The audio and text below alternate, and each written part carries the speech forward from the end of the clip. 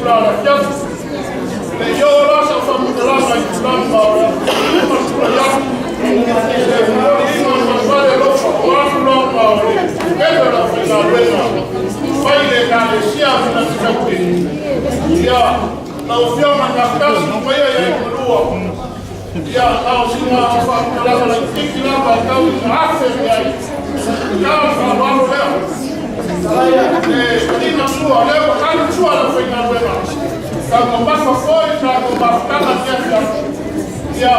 Mas a culpa é tua também não fala mal. Walo sepele molekuwa malo. Eleziona kwa fao. Yeye safakalama kwa kuwa masangi ya sikokengei. Sefe ina kama ubenge baba ema ni ya wao saudina faraisa, saudina malia, wao saudina mboni le kwa sefua. Le kwa fofo. Faya tako. Ya yeye safakalama papea foi. Wao foi na rekalisia. Passa Cristo na lua. Ya rekalisia la chauke. Por confia. Rekalisia la chauke. Oleala marquei. Maloroa e por maloro, não por falcua. Lua na rema. Eleva picola out. Cambia a massa ferial. Eu me foi ainda já. Aonde? Ayala de Galicia, da missa. E cada morte Galicia. Sai do maluco. O mais perde a la cola, faz um pouco para o fim da maluco. Olha. Kusa famkalaka. Yai sipai sabina yo malmal. Ona konsesina leo. Koli tuliam keu na faa. Wala mkele. Kwa maloro kwa kwa. Selena wala kwa ya taifa ya faa. Kwesi ya luo. Wala wala famkalaka. Oleo mapema de Galicia kwa mchoke. Kasi ya kwa kera no lua nasho no fora. Ya na mayo kwa ya fantago ya yeye Galicia. Ya no fomongi de forma na web. Ya na fakula sa fakula. Sa uia kwa tsaile Brasil na alo ya mpango wa Afrika na kofe kwa malo. Faleo ai mfakamule ukole kwa nefia. Mpango wa Afrika kwa hapo. Ndio roho sango nefia. Ya yeye kwa mlango kwa. Ai mano roho sitawa.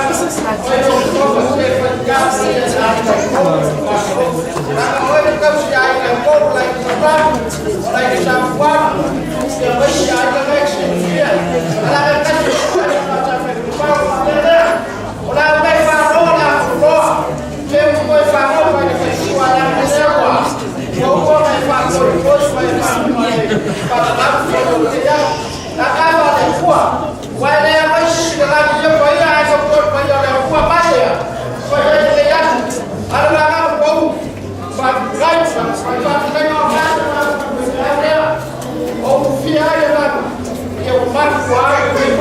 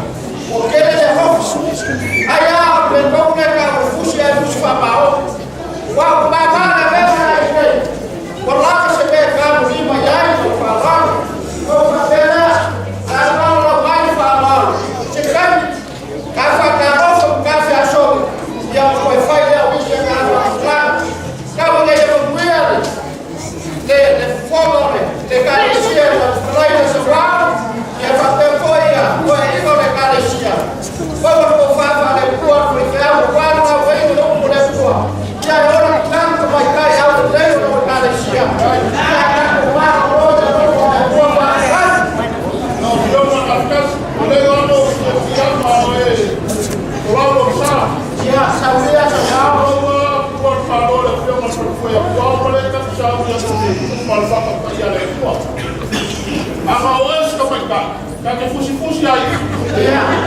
Au kurana isa mama malbana maya. Ya, kapo wabele yupa. Ya, kake. Wah, saya koreo bahasa performa fakta rama de kantinge. Hospital. Ia mule lo fora. Kurana foi pela yai faliga. Para na wapu falolo. Aí o tema fala o eu que ele pouco ele lofa. Ah, o te a lofa na bela cor ele cara se o pouco. Ele pouco ele lofa. O pouco. O aí vai um pouco chamado. Ya, aí na cima. E essa como essa não faz isso ficar para Aí um dia hoje. O aí fica a lofa fala foi hoje. Cai por farol, na areia para colosa para um caralho. Não foi o cara e mal, é carofa. Caso foi fua de lava. Cara da sua. Via de sua. Aí faz cai meu sua. E a caco fazer eu vai.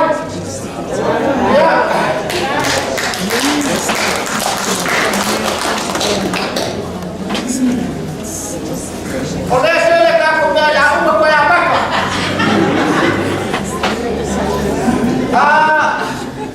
We have a lot of food now. We can start all over again. You know, give you 5 minutes to digest, and then have another round. Or otherwise, it's going to go to waste. So here, come along and enjoy the food, and then whoever's not married, they just got to talk to me.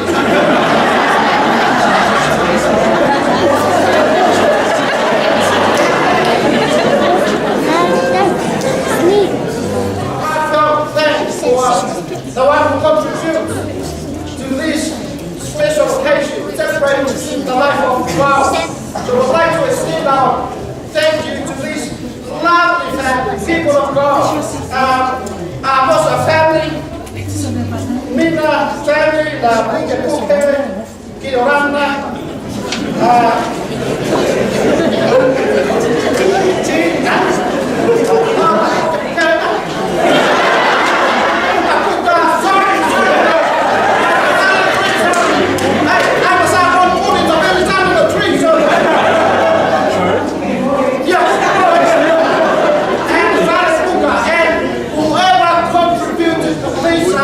by giving the food and all that, your help, your labor, and all that sort of help. We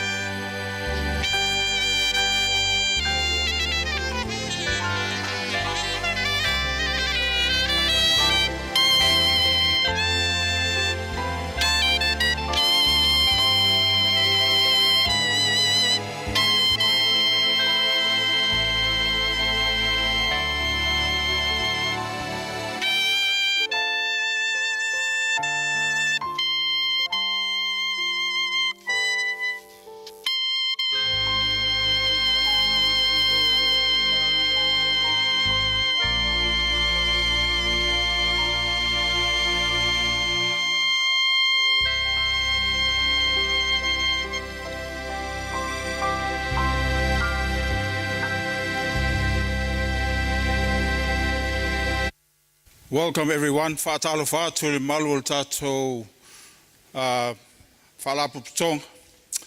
O vale alofa nei o e fo I o loo alofa tele mai ia puao lele. These are the loving gifts from these families and churches. Ra'apulu and Maeli family.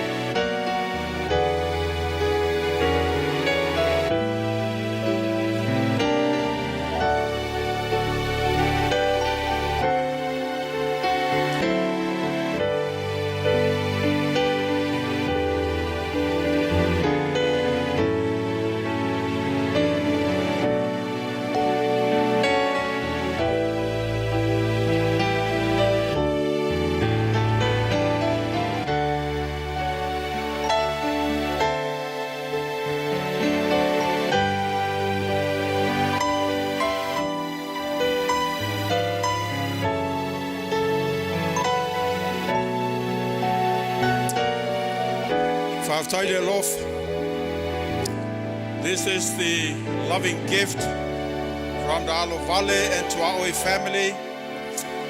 Ole Vale Alofa ole nei ole ainga o Alova o Tuaoi, Alovale male ainga.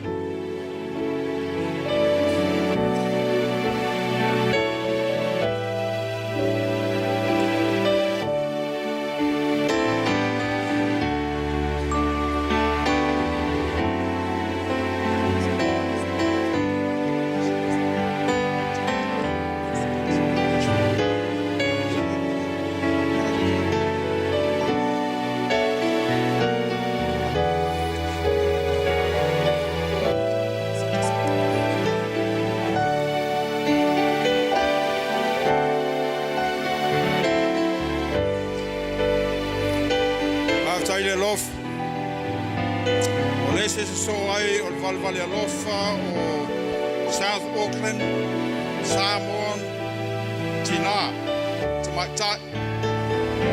Next one is the loving gift from the South Auckland, Samoa, Tina, Tamatai.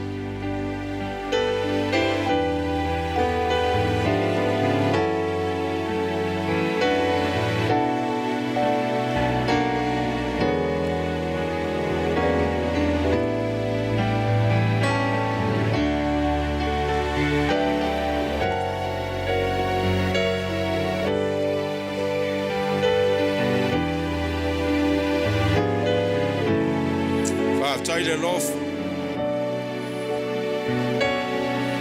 Ole tasi eso ai. Valvale Alofa mai laing o Sengi, Nielsen and family. Another loving gift is from Sengi Nielsen's family.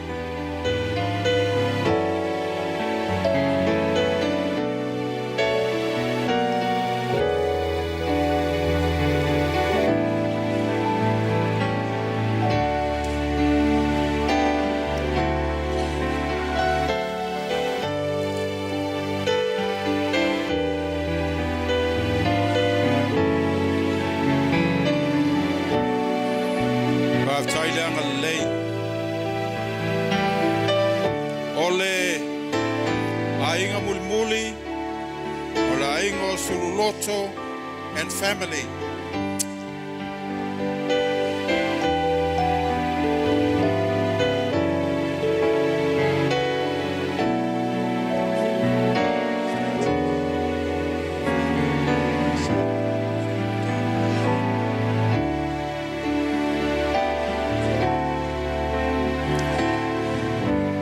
Tei ua iai nisi ele I yo mai so la to walof a se a le to teimi nei pe fai lo iai se tas lo fia fa o mai se Valvale Alofa.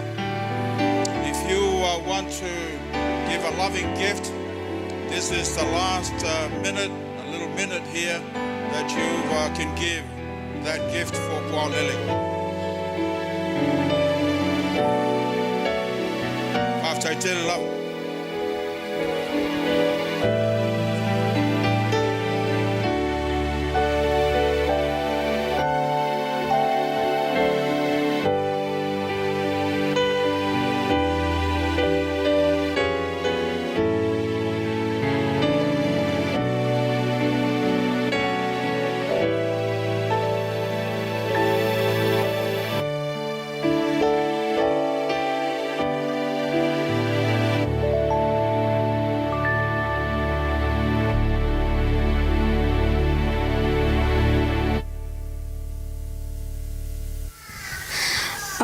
This is verse Psalms 100, 1-5. Shout with joy to the Lord, all the earth. Worship the Lord with gladness. Come before him, singing with joy. Acknowledge that the Lord is God. He made us and we are his people, the sheep of his pasture. Enter gates with thanksgiving. Go into his courts with praise. Give thanks to him and praise his name. For the Lord is good. His unfailing love continues forever, and his faithfulness continues to each generation.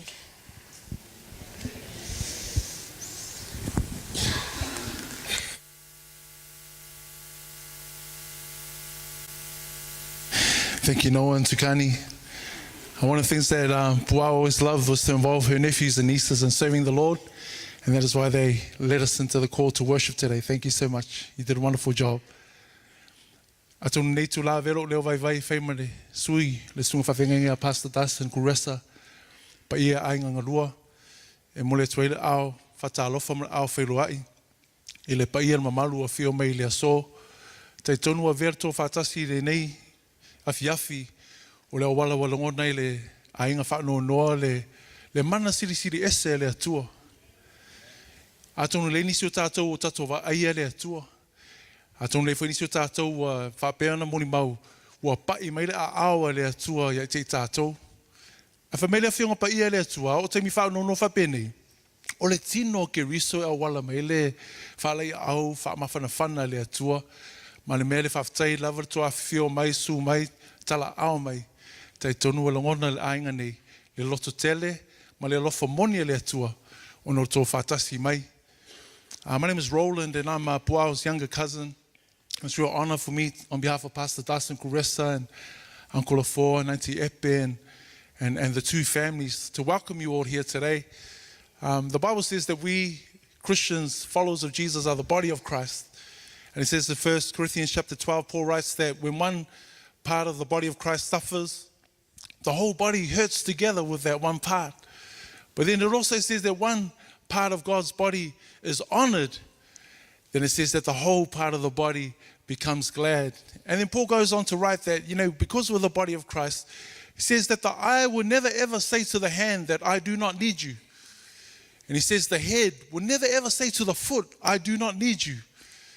And I want to say, family of God, today that Pastor Dyson, Uncle Afo, Auntie Epe, and the whole family at this time, they will never say they do not need you. In fact, I've been so encouraged to hear that as painful as it is to say goodbye to a loving wife and a beautiful daughter, and I've heard so many testimonies that your visits, your words of comfort, your testimonies of the blessing that Puā was to you and the way that Puā made a difference in your lives has brought comfort both to Pastor Dyson, to Uncle Afo, and to Auntie Epe, and to our whole family. So may the Lord bless you for your time that you've given.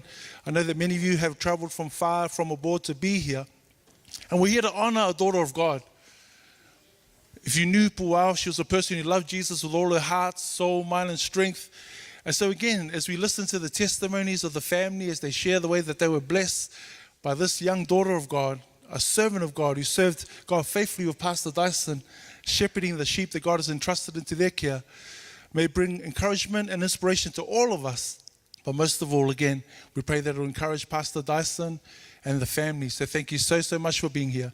May God bless us all. And we look forward to the day when we will see Puao again. In Jesus' name, amen. Whaftai. Something my sister loved to do was to create a space for worship, was to be able to open up people's hearts, because she understood that praise became a vehicle that will usher us into God's very presence. Oh, I miss her so much. Pastor Dyson, myself, Paul have worked on many projects, have worked on many opportunities where we've had a chance to be God's leaders, to lead his people into worship. And her service, her family service, would just not be the same if we didn't center our thoughts and our hearts on her God, the God she served so passionately and with love. And so tonight, before everything, let us remind ourselves as we honor this daughter, a wife, a sister, an auntie, and a friend. She would want us to welcome you to come into God's house. You are all on holy ground. And let us worship him. We have come into this place. Church, Paul's family, stand with us as we sing these next few favorite songs of my sister. We have come into this place.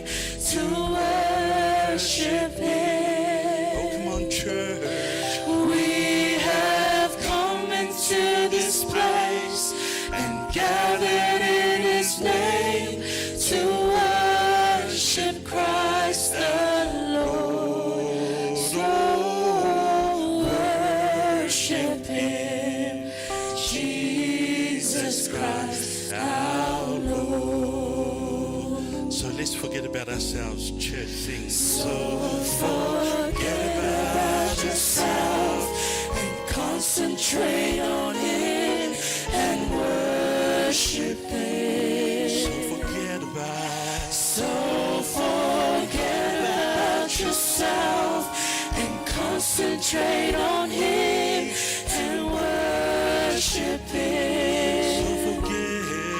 So forget about yourself and concentrate on him to worship Christ the Lord. Worship him, Jesus Christ our Lord. He is all my righteousness, sing.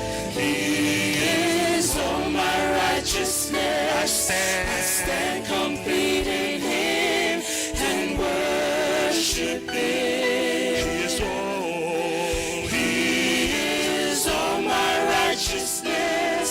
I stand complete in him and worship him.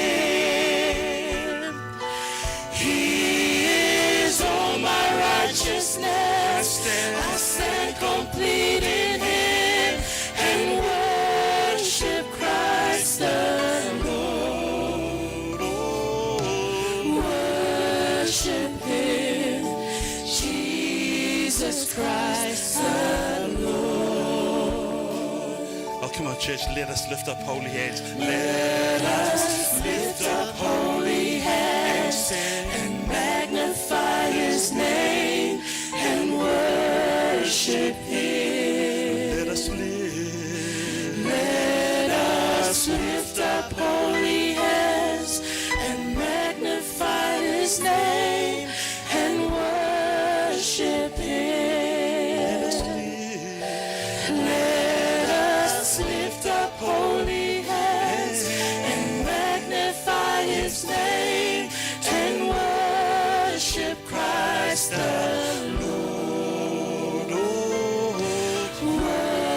worship Him, Jesus Christ our Lord.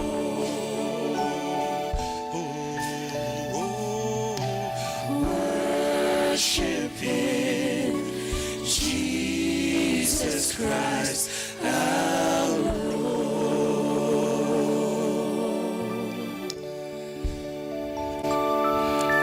My sister's full name is Puaolele. Many of us call or know her as Puao, but her full name is such a beautiful name. Puaolele means the flying mist, and it's almost fitting for this little girl of ours, because she would, like a mist, move in to a space and stay as long as it wants to, or as quick as it wants to, and moves on again or dissipates. And she does that in our lives. She has moved into our lives. She has stayed as long as is needed, because Puao is a lover of people. And this next song is a song that she loved. It's a song that says, despite the brokenness in this world, despite all of the stuff that goes on out there, despite the messiness, we may wonder, how on earth can we ever bring life into a messy world? Well, she understood. The reason why we can is because the tomb is empty. Amen. It's because His Son lives. He conquered death. The resurrection brings hope. We feel the sting of pain, but we are assured of joy.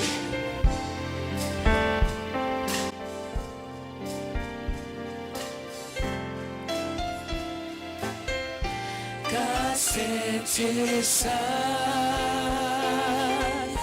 they called Him Jesus. He came to love, heal and forgive. He lived and died to buy my pardon. An empty grave is there to prove my Savior lives. Because He lives, I can face tomorrow. Because He lives, all fear is gone. Because I know He holds the future, and life is worth the living just because He is. Just all the ladies. How sweet to hold a newborn baby and feel the pride and joy He gives. Join in me. But greater still, the calm assurance this child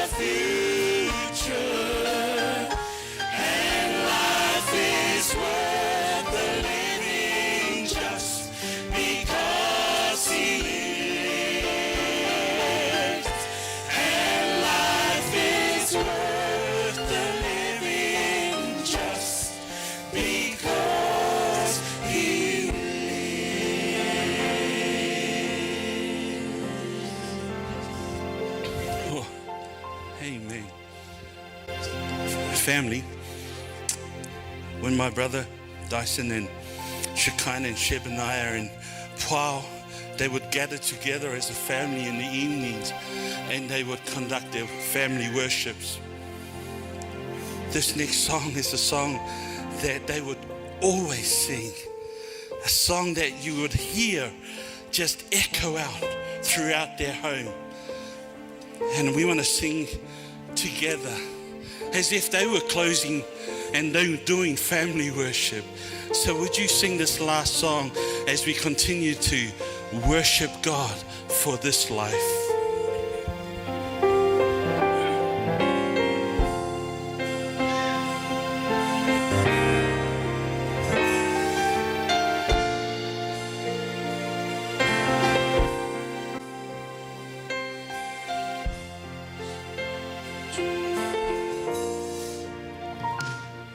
The splendor of the King, clothed in majesty, let all the earth rejoice, all the earth rejoice. He wraps himself in light, and darkness tries to hide, and trembles at his voice, trembles at his voice. How great is our God? Sing with me, how great is our God? And oh, we'll see how great is our God. Age to age he stands, and time is in his hands, beginning and the end, beginning and the end. The Godhead three in one, Father, Spirit, Son, the Lion and the Lamb, the Lion and the Lamb.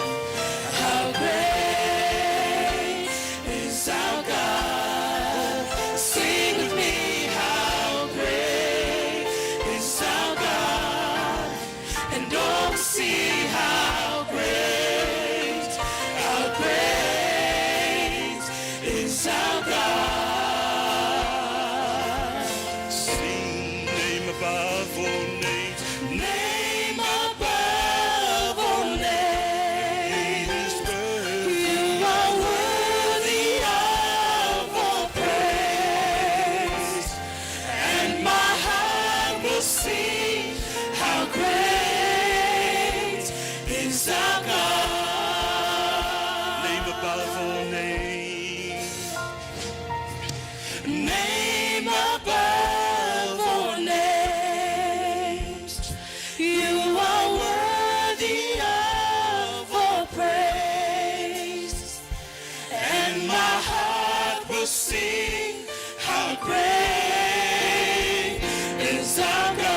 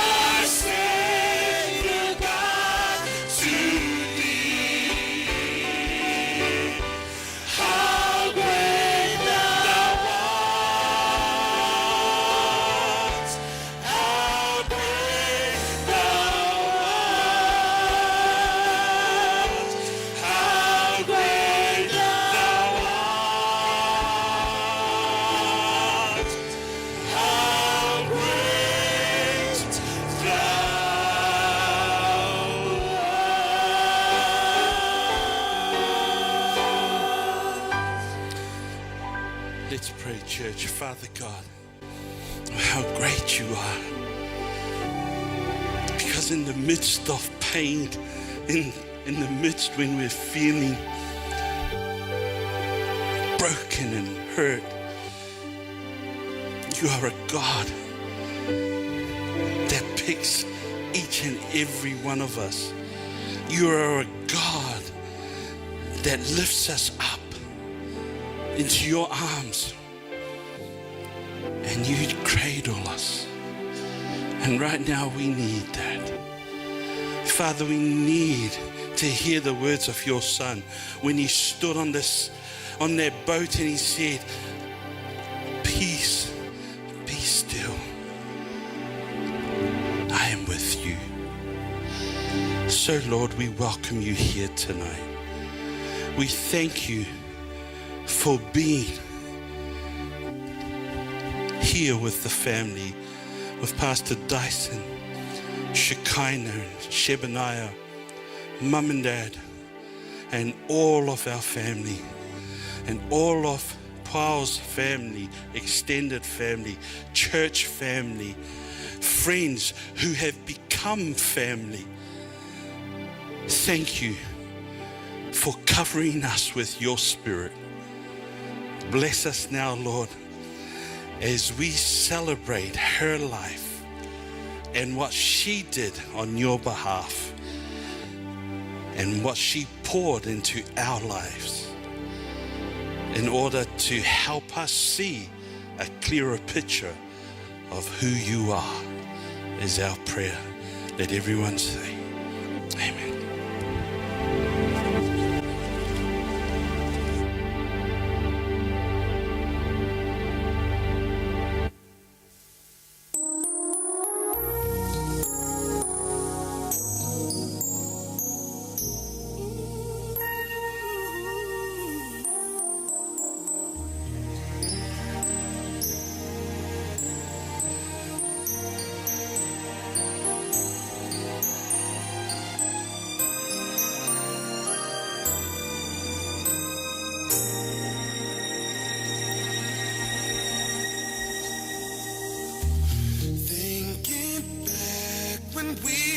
First met, I remember what you said.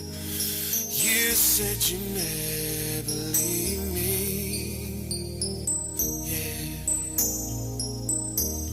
I let go of your hand, built my castle in the sand, but now I'm reaching out again, and I'm not letting go till you hold me, mold me.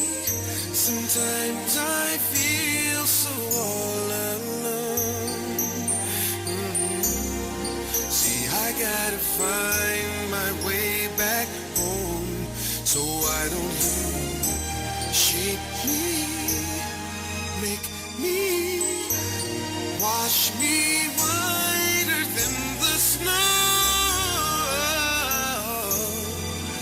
I gotta find my way back home.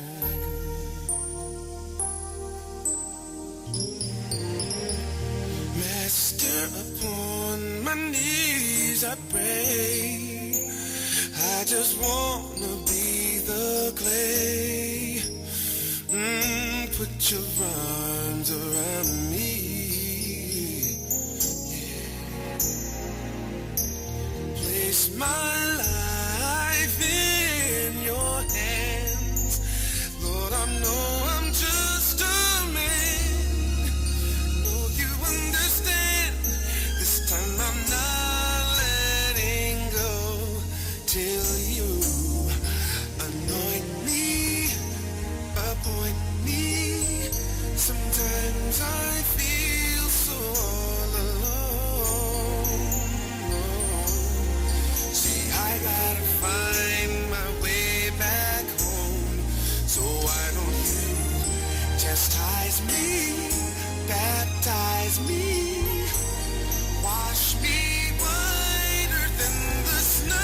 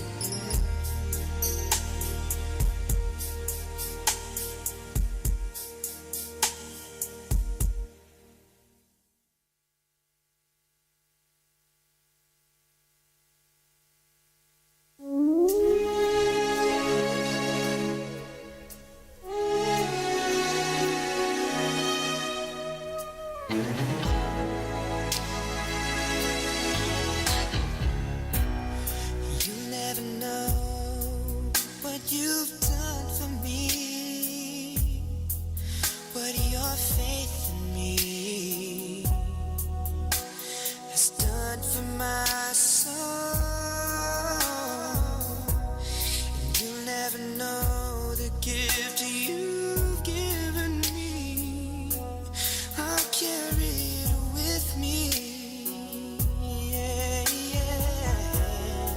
Through the days ahead, I'll think of days before. You made me hope for something better. It made me reach for something more. You taught me to run. You taught me to fly. Help me to free the me inside. Help me hear the music of my heart. Help me hear the music of my heart. You open my eyes. You open the door to something I've never known before. And your love is the music of my heart. Music of my heart. You were the one, always on my side. Always on my side. Always standing by. Always standing by. Seeing me through. You were the song that always makes me sing. I'm singing this for you.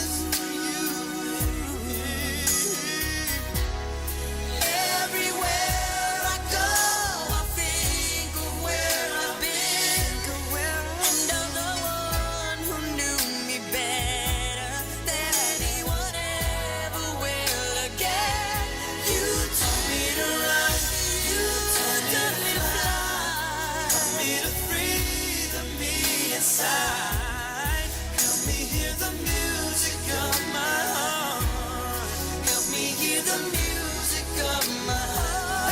You open my eyes. You open the door to something I've never known before. And your love is the music of my heart. What you taught me, only your love could ever teach me. You got through when no one could reach me before. 'Cause you always saw in me all the best that I could be. It was you who set me free. You taught me to run. You taught me to fly. Help me to free the me inside. Help me hear the music of my heart. Help me hear the music of my heart. You taught me to run. You taught me to fly. Help me to free the me inside. Help me hear the music of my heart. Music of my heart.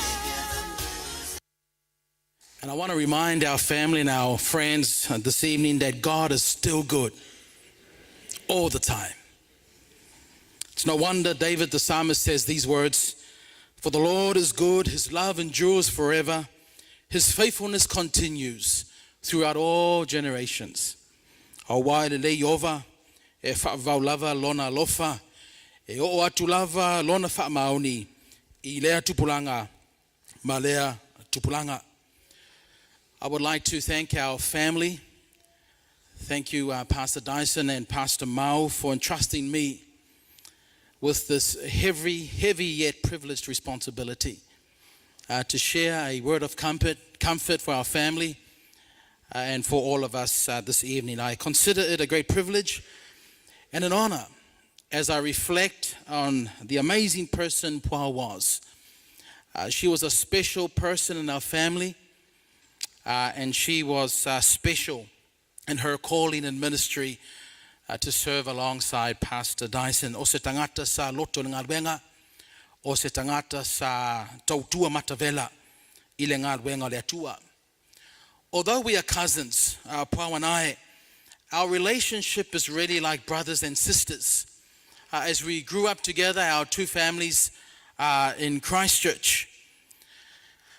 Paul's name is not the easiest name to pronounce, but I always admired the way that she creatively helped people pronounce her name. She would say, it's like, wow, but you just add a P in front of it, and that's wow. That's me. And you know what, family and friends, tonight, that's exactly the type of person she was. She had the wow. She had the wow looks. She had the wow personality. She had a wow creativity. She had a wow smile. She was a wow sports person and a wow musician and a wow organizer. Psalm says, 100 verse 5, that King Saul took his usual seat by the wall. Jonathan, his son, sat opposite him. Abner sat beside Saul. Then it says, David's seat was empty. This verse perfectly portrays our family this evening. Each to their seat, but it is obvious to us that Paul's seat is empty. The hard thing to accept about Paul's passing away is described perfectly by Jeremiah when he said, your sun has gone down while it is yet day. Paul was taken in the prime of her life, and it's a reminder to all of us of how fragile, how unfair, and how finite this life is. But I praise the Lord because although Paul may have been weakened physically by her sickness, yet she had an incredible inner strength and inner faith to remain positive and to remain hopeful. Paul, my dear cousin, as you sleep, your faith and your hope is not in vain. For as the Lord lives, you also shall live. There are many dark nights that we face in this life. There are nights of oppression, nights of persecution, nights of doubt, anxiety, nights of weeping, nights of grieving. There are many dark nights, but we can praise God as a family, as a church community, that no matter how dark the night may be, God always gives us a song. And praise the Lord for the singing tonight. Job, the Old Testament patriarch, faced a terribly long night while he was under the scrutiny of Satan. But the Bible says that when Satan indiscriminately stole all his possessions and everything from him, all he had left was the skin on his body. Yet despite his terrible situation, this is what Job says: my God gives me songs in the night. My God gives me songs in the night. And as the dark clouds of mourning and grief hang over our family, let us remain faithful as Job did. Let us declare together in faith, my God gives me a song in the night. You know, anyone can sing during the day when our cups are overflowing, when everything is going well, when everything is good, when we are enjoying ourselves. It is easier to sing during the day. It is harder to sing during the night unless God gives us a song to sing. And I praise the Lord because songs in the night come only from the Lord. And I'm reminded of the beautiful, timeless songs the Lord has inspired that has encouraged so many during dark nights like this, such as Great is Thy Faithfulness. There's a land that is fairer than the day. 'Tis so sweet to trust in Jesus. We have this hope. Jesus saves. God be with you till we meet again, when we all get to heaven. But until then, hallelujah. Although dark clouds hover and linger over our family, I want to tell you that the forecast is for brighter weather. The forecast is for better days ahead. Listen to what John says, Revelation 1 verse 18, do not be afraid. I'm the resurrection and the life. I am the living one. I was dead. Behold, I am alive forevermore. I hold the keys to death and to the grave. And Paul the apostle says, for the Lord himself will come down from heaven with a loud command, with the voice of the archangel and the trumpet call of God, and the dead in Christ will rise first. What do you say? What is your song amidst this dark night, church community and family? Are you singing a song of victory? Are you singing a song of hope, a song of salvation? Let me remind you that every night, no matter how dark it is, it has a morning. And this night of sorrow and grieving that we are experiencing right now has a glorious morning called the sweet by and by. And on that morning in the sweet by and by, we shall meet on the beautiful shore. What a day that will be. Ushered in with the resurrection morning, the golden morning, the morning of Jubilee, when the dead in Christ shall rise simultaneously with the return of the Lord Jesus. This is the hope that we have as a family. Thank you to our mātuas, our parents, for passing this torch along to us as cousins, as a family, and to Puao. This is the hope that we have as a church community. And this is the hope that rests with Puao as she awaits the coming of her Lord. That one day very soon, in the sweet by and by, we shall meet her on the beautiful shores of heaven. There is a bird called the nightingale. It is called the nightingale because it's unique. It sings during the night. In fact, the darker the night, the better and the louder the nightingale sings. God loves to hear his children sing during the night. When God's children sing during the night, it shows their true courage and their trust in God. As Christians, we have nothing to fear of the night. Listen to these words of David. At night, his song is with me.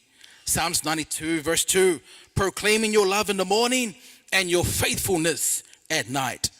Psalms 30, verse 5, weeping may stay for the night, but joy cometh in the morning.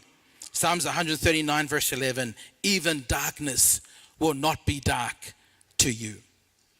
Several decades ago, while excavating the ancient ruins of Rome, archaeologists discovered catacombs under the foundations of the ancient city.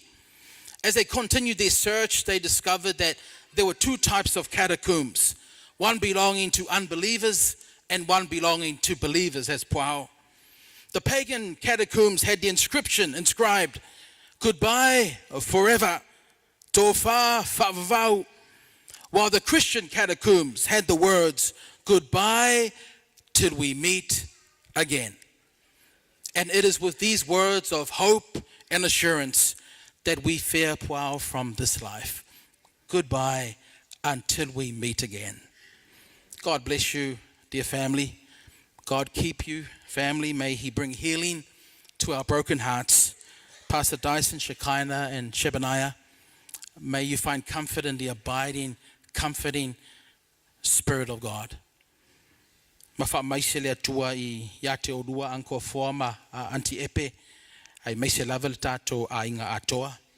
Isaiah 50 verse 10 says, let him who walks in the dark trust in the name of the Lord and rely on his God. O le sa vali le po di uli ia whaatuatua o ia I le suafo iova ma whaalango-lango I lona atua.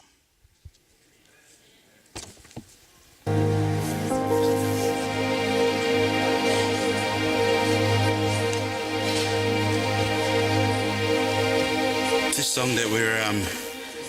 song that we're about to sing as a family was a song that we used to sing as a singing group. We had a singing group called the New Generation Singers, and it was one of the songs that Paul taught us. She used to love it, and she used to work hard teaching my other siblings how to sing their parts, and me. But she just loved the message behind this song. And we hope that you will be blessed as we sing it in remembrance of our sister today. Amen.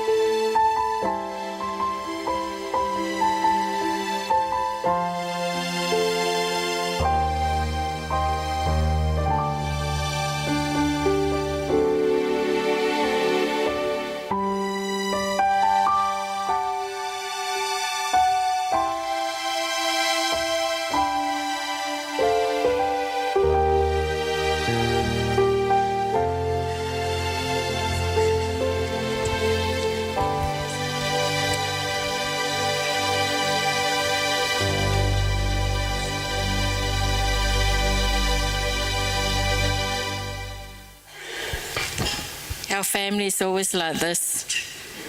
We're always trying to find out who's going to go first and trying to work out while we're up here in the front. Anyway, I'm the oldest of the family. I'm Aneta Faleafanga. My husband is sitting down there, the one that was doing the speaking. Oh, okay. They want me to call my family up. So, okay, my husband, Talamalie, and my 3 boys, Eddie, and Joe, and Jason.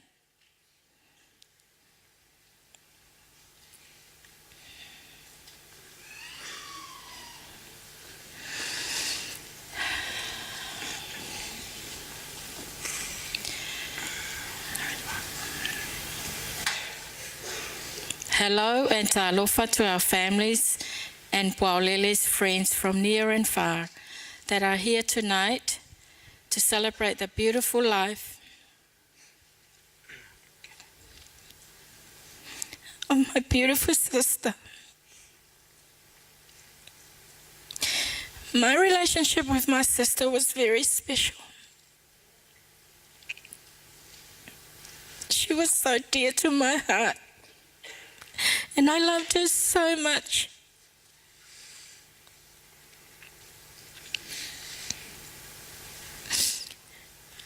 One of her character that I really love her for is making every one of our family feel important about themselves.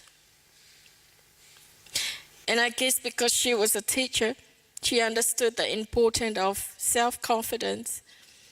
And she planted that in our family, especially her nephews and nieces. She always gives them affirmation after they perform or do something. Another one of her character is that she makes people feel loved.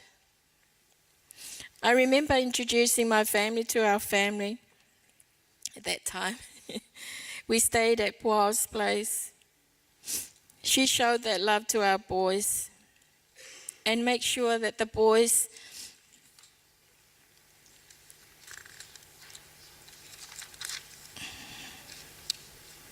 know that they are part of the family. And that is the memory that our boys have now of my dear sister Puaolele. And they will cherish it for the rest of their lives. Sleep well, my beautiful sister. Look forward to that glorious morning when we will see you again. Thank you, Whaftai Lava.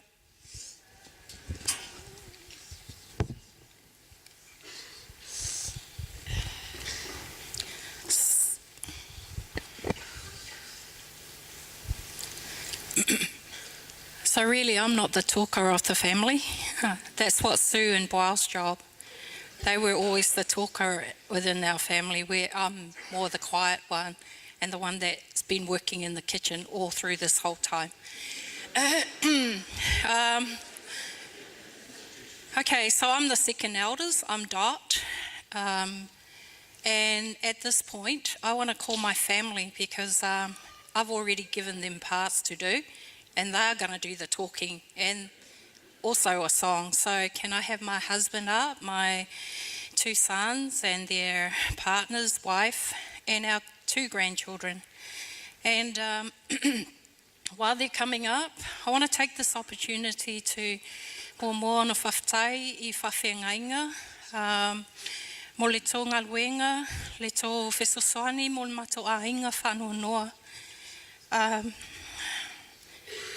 I don't really know what to say. I just full of praise, and you know, I'm just so honoured that my sister was a good citizen in this world, and I'm lost for words. She was the daughter of God.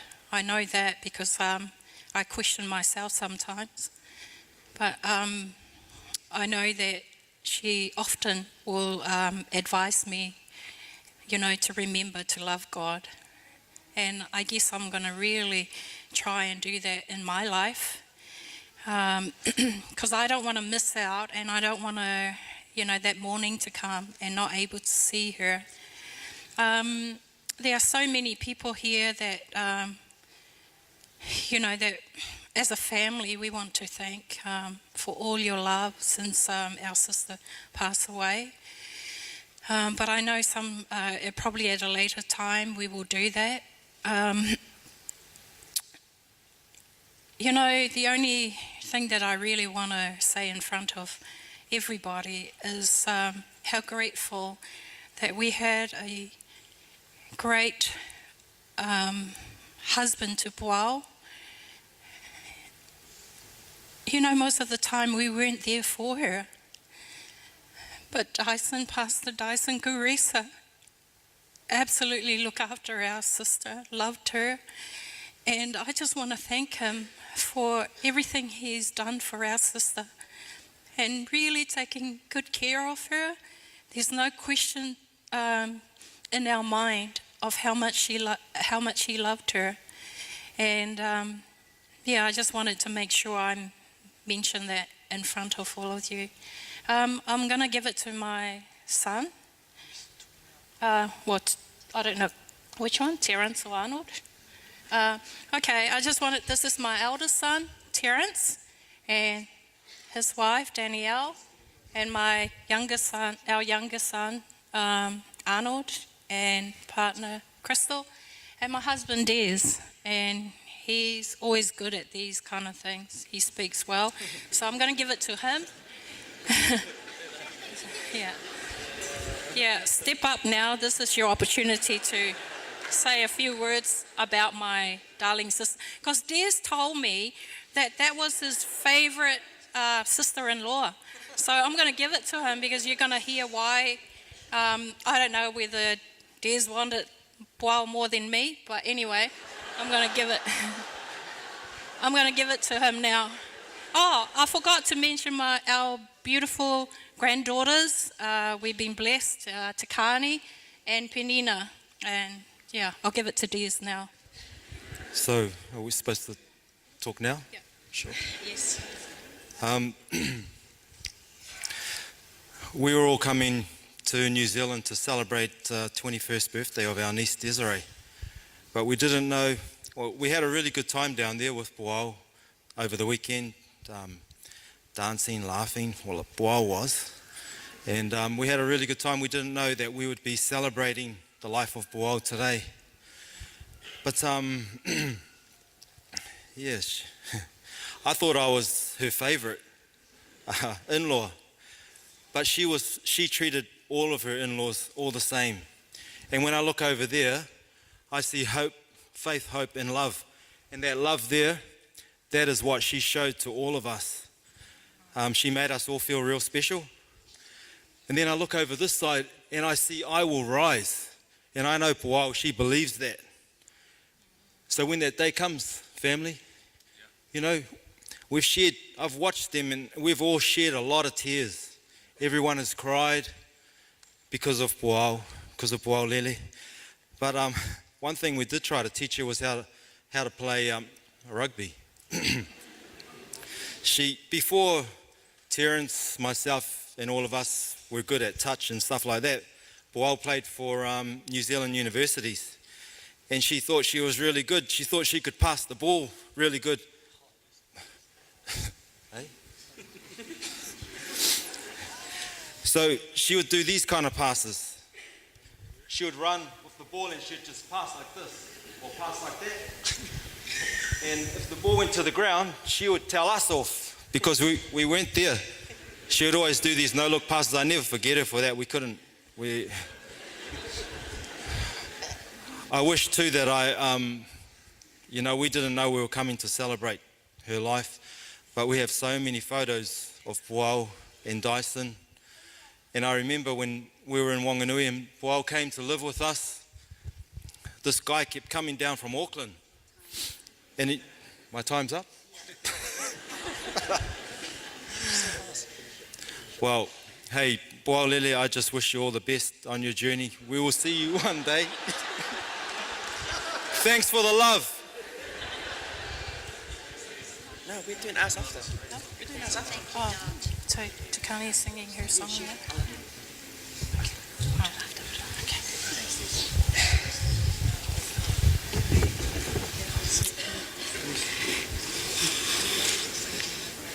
Well, you can see who they're scared of, eh? As soon as I said that's enough, Des, he stopped. Can I invite my family out, please? My eldest, Brittany, my second, Monica, and my son, Brandon, and my handsome husband, Fitu.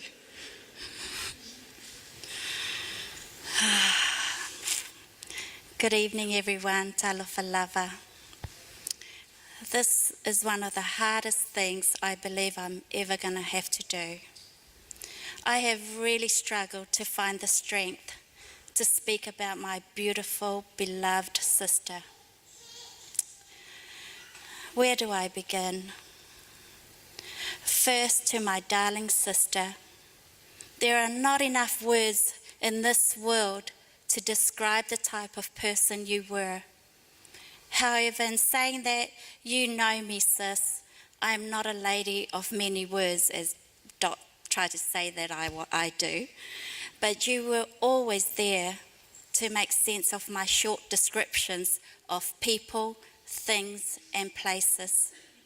That's just how we were. But then other times, I can take ages to explain a point to you, and I can just imagine you saying already, "Huh? What? Can you just get to the point, Sue, and finish what you're trying to say?"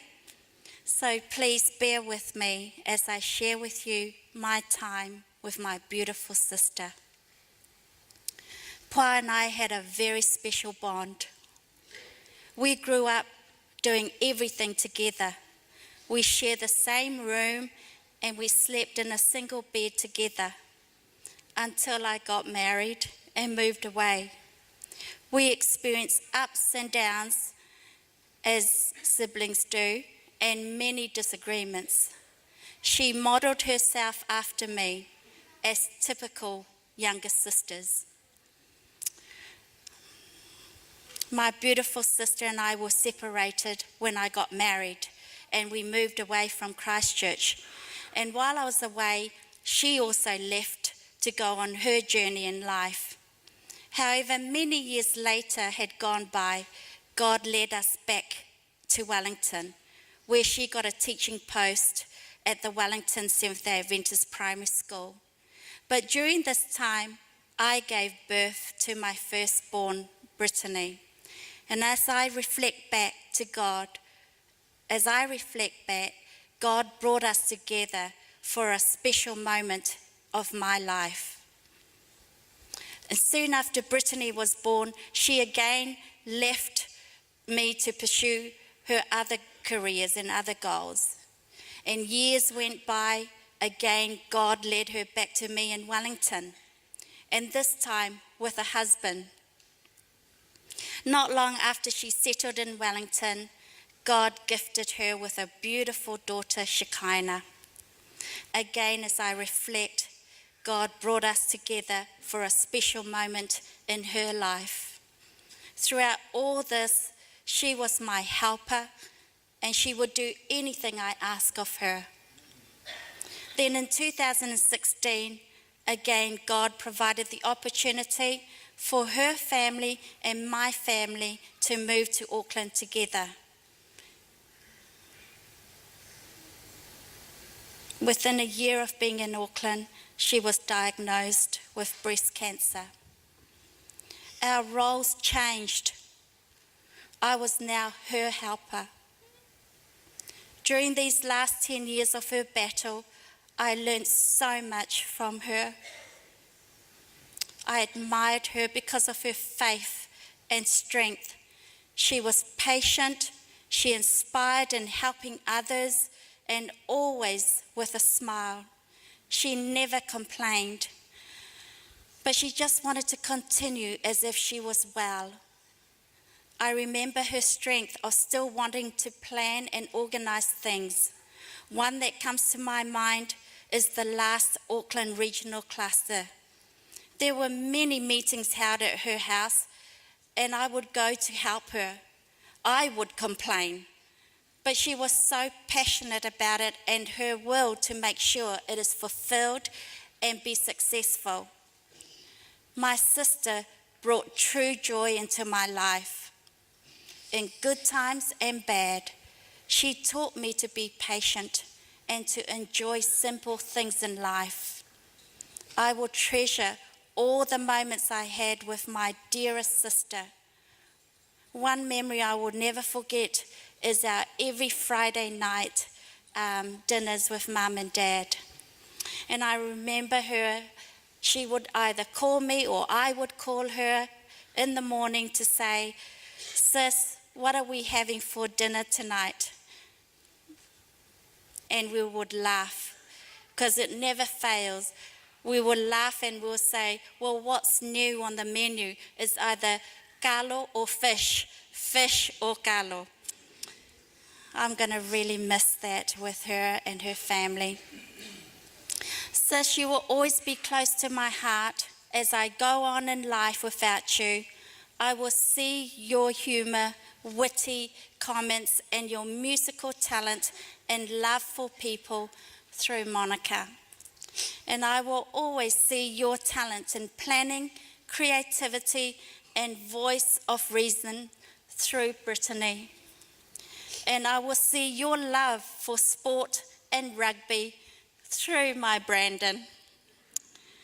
Every time I leave Pa's house in the evenings, I would say, "Good night, sis. Have a good sleep. See you in the morning. I love you." I will call you in the morning to arrange where we will have breakfast. So sis, sleep well. Our next breakfast will be in heaven. I love you. Yeah. Talofa family and friends. This is why I'm going to miss my sister, because she'll be coordinating a lot of this stuff. I'd like to call up my beautiful wife and my two girls, Desiree and Damaris.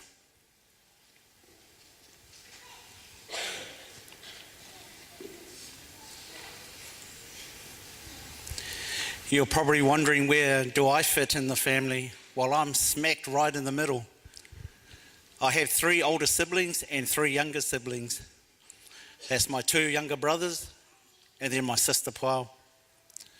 Her love for sports really came out from, I guess, us boys. And she used to love her basketball and her rugby. And what she would do is she will organise us into teams. And she'll tell us and remind us of the rules. But that used to go out the window once we started playing. Right from that early age, she was always organising and making sure that all the points were counted properly. And she made sure that she had a piece of paper and her pen, and she would write all that down.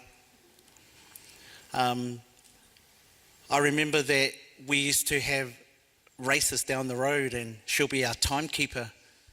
And we will go down, and Pua will make sure that she'll get her little watch, and then she'll say, "On your marks, get set, go." And then we will race down, and then she'll write down our time.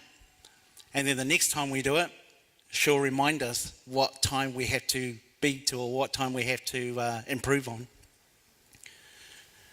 I'm not sure, but I'm going to call my little brother, who might have a memory of that, of those early ages of playing in the backyard and playing sports with my sister. But just before he comes up or comes in and shares,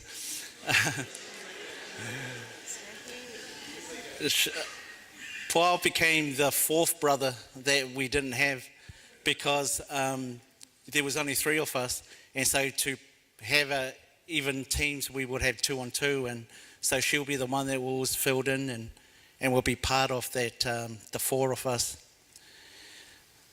So I'm going to ask if Sonny have something to share before I just finish off. Thank you, Oh, is that microphone? Thanks, bro. I didn't realise I was going to jump in here in front of you, but thank you for the question. I had a really good time, a good relationship with my sister Puao. Like my brother said, we played a lot of sports together. I guess Puao's a year older than me, and sorry, just one thing, and then she can come up. Just one thing, and then he can come up. Oh, okay. So he's just asking one thing. Just one thing. Okay, I might have to come again another time. But yeah, Puao and I enjoyed playing sports at the backyard in our old house. We played a lot of sports. I think a lot of you will be familiar with bull rush. We played a lot of basketball one-on-one. There were rugby that I'll ask her to run, I'll try and tackle her, and she does the same. So we kind of like shaped and molded her into like a tomboyish type of girl. And I'm sure Dyson kind of like had those challenges. He thought that he could, but he didn't know that this girl was ready. This girl was ready to match Dyson with this. And so yeah, I'll just keep it there, and I'll hand it back to the bro. I can go on and on. Yeah. You know what? We had this plan earlier on today, but it's obviously it's not working out. Yeah, I also remember one time my sister Puao, there was something that was going on with some of the young people, and I remember they were talking about her, and on this particular Friday, she was going to actually approach the young people and talk to them. And after that, I said to her, so did you actually talk to those girls, and did you sort it out? And she said, yes, bro. I've actually invited them for lunch tomorrow on Saturday. And I was thinking to myself, seriously? But that's the kind of love that Puao had. She treated everybody with love.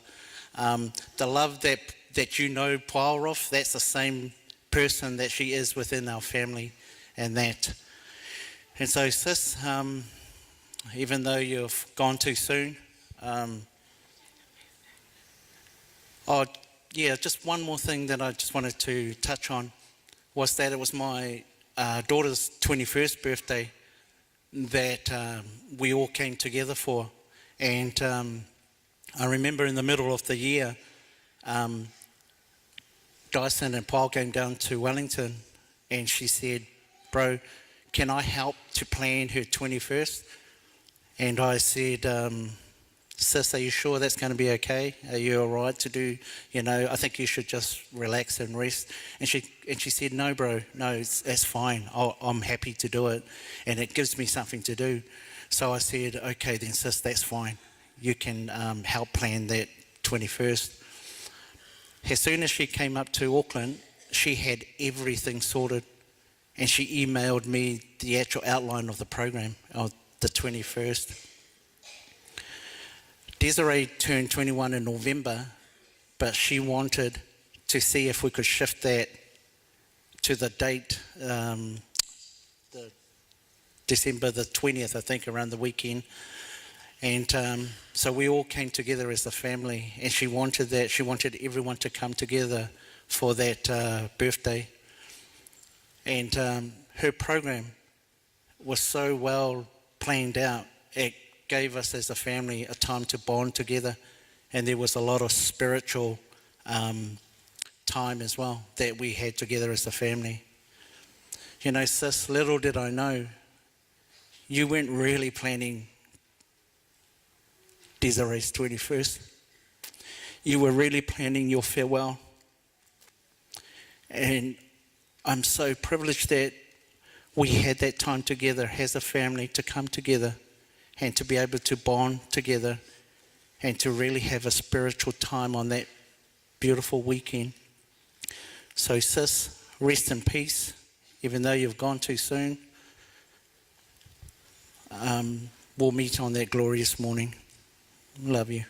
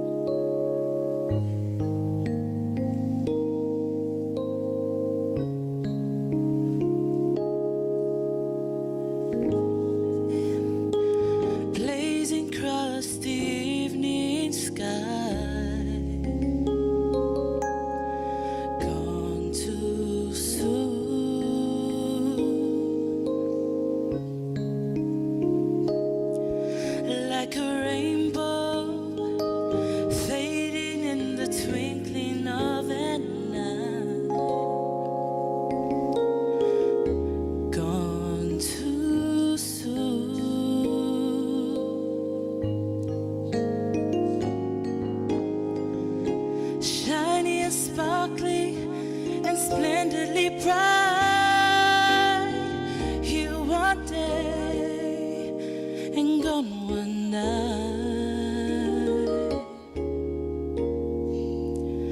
like a loss of sunlight on a cloudy afternoon.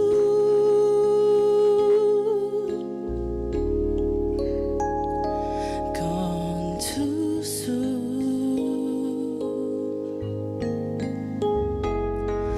like a castle built upon a sandy beach.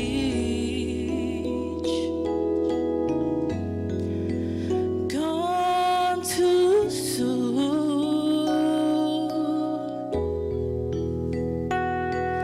like a perfect flower that is just beyond your reach.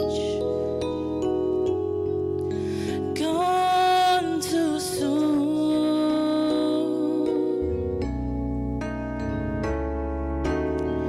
Born to amuse, to inspire, to delight.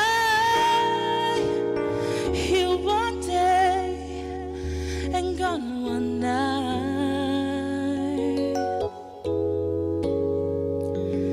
like a sunset dying with the rising of the moon.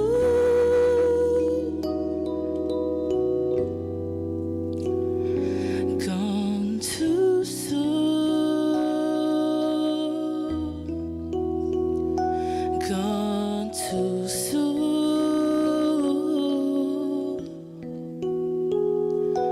gone too soon.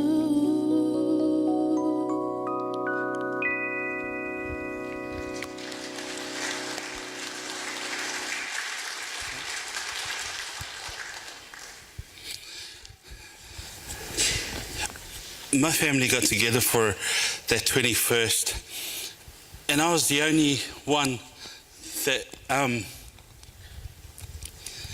couldn't make it because of pastoral duties.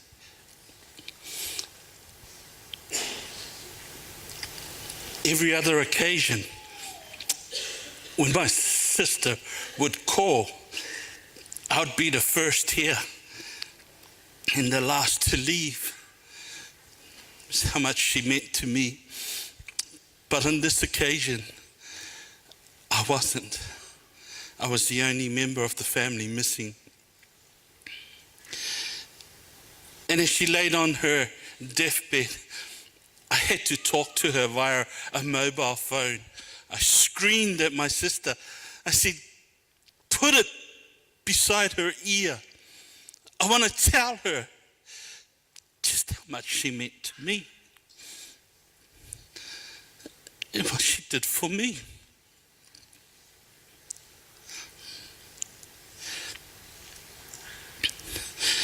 Thousands of miles away, and I'm trying to tell her, sis, Paulina and I had these names for each other, and I used to call her little one. She would always respond, because she was my little sister. When all the older ones left, and it was just me, Paulina, and Sonny, I was her bodyguard. I looked out for her. We did a lot of things together. I can remember so many times when she started training in teachers' college that I'd come home and just lie on her bed and we would just talk for ages. And at times I'd come home and I'd have to turn the light off because she would be in her books but forget to switch her light off. And so when I was talking to her on the telephone, on the mobile phone, I said, sis, you have fought well. You have run your race. You've fought well. Please know that I love you deeply. And it's okay to sleep. It's okay to sleep. I think everyone in this room knows the qualities of my little sister. But I want to just share with you a couple of things.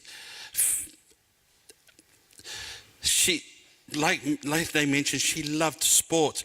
And when she started playing for rugby, I was the one that would take her to her rugby games. And I would stand on the sideline and cheer her on.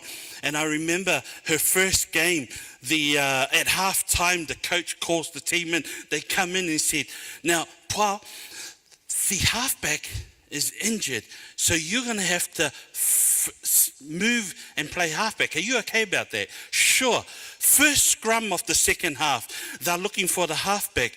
Where is she? She's at the fullback position, thinking that that's halfback. And I'm screaming to her saying, get into the scrum. And so she eventually comes running back into the scrum. And I just, those things that just remind me of who she was. She would just come in with a big smile and everyone sort of forgets it. Just melts your heart. Another moment where I knew my sister loved ice cream, but she was someone that hated, dirty things. I mean, she would sit and watch a TV program, and someone would fart in the TV, and she would be going like this. And that was just the type of girl she was. She was so she just wanted everything really clean and all that kind of stuff. But I remember one time we were traveling to a particular camp, and I was in the car with Dad, and we got to this ice cream shop. And we had our uncle who had this really long beard. So we all brought ice creams, and I finished mine first. And my uncle was still eating his ice cream and had half of it on his beard and the other half still on the cone. And he turned around and he sort of shoved it in my hands. He finished this. And I'm like, oh, no way. But it just providential. Paul's car pulls up and she comes running over to us and comes running up. Now, she would take something from me. And my sister comes up and goes, where did you get that? And I said, oh, sis, I can't finish my ice cream. You finish it for me. And man, she just devoured that ice cream. No, I'm serious. She threw it down and she enjoyed every bit of it until I could not stomach the guilt. And I had to confess to her. And I said, sis, you know Uncle? You know that beard? Oh, she just about killed me that day. It's those moments that I'm going to miss where we shared so much together. And, you know, she loved her nieces and her nephews. She loved our children. And starting with her own, Shekinah and Shebaniah, every time we did church as a family, it was forget the adults, the kids let out. I loved that about her because she knew how to make them feel included. And so I just want to thank all of you for somehow being involved in our sister Dyson's wife's life. I thank you for coming here today to share in this moment. And if you don't get to share or reflect on your relationship with her, please do so to someone.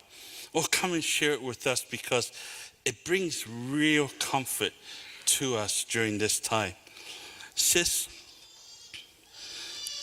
Christmas is all about a journey. The journey of God's Son to this earth. The journey of the shepherds. The journey of the wise men. Some journeys beginning, some ending. But sis, your journey is starting. And like every good journey, you've got to have good rest before you head on out. So rest well, my sister. I love you deeply, and I'm going to miss you. I'm going to miss all that you bring to our family. How you keep your older sisters at bay. Sue.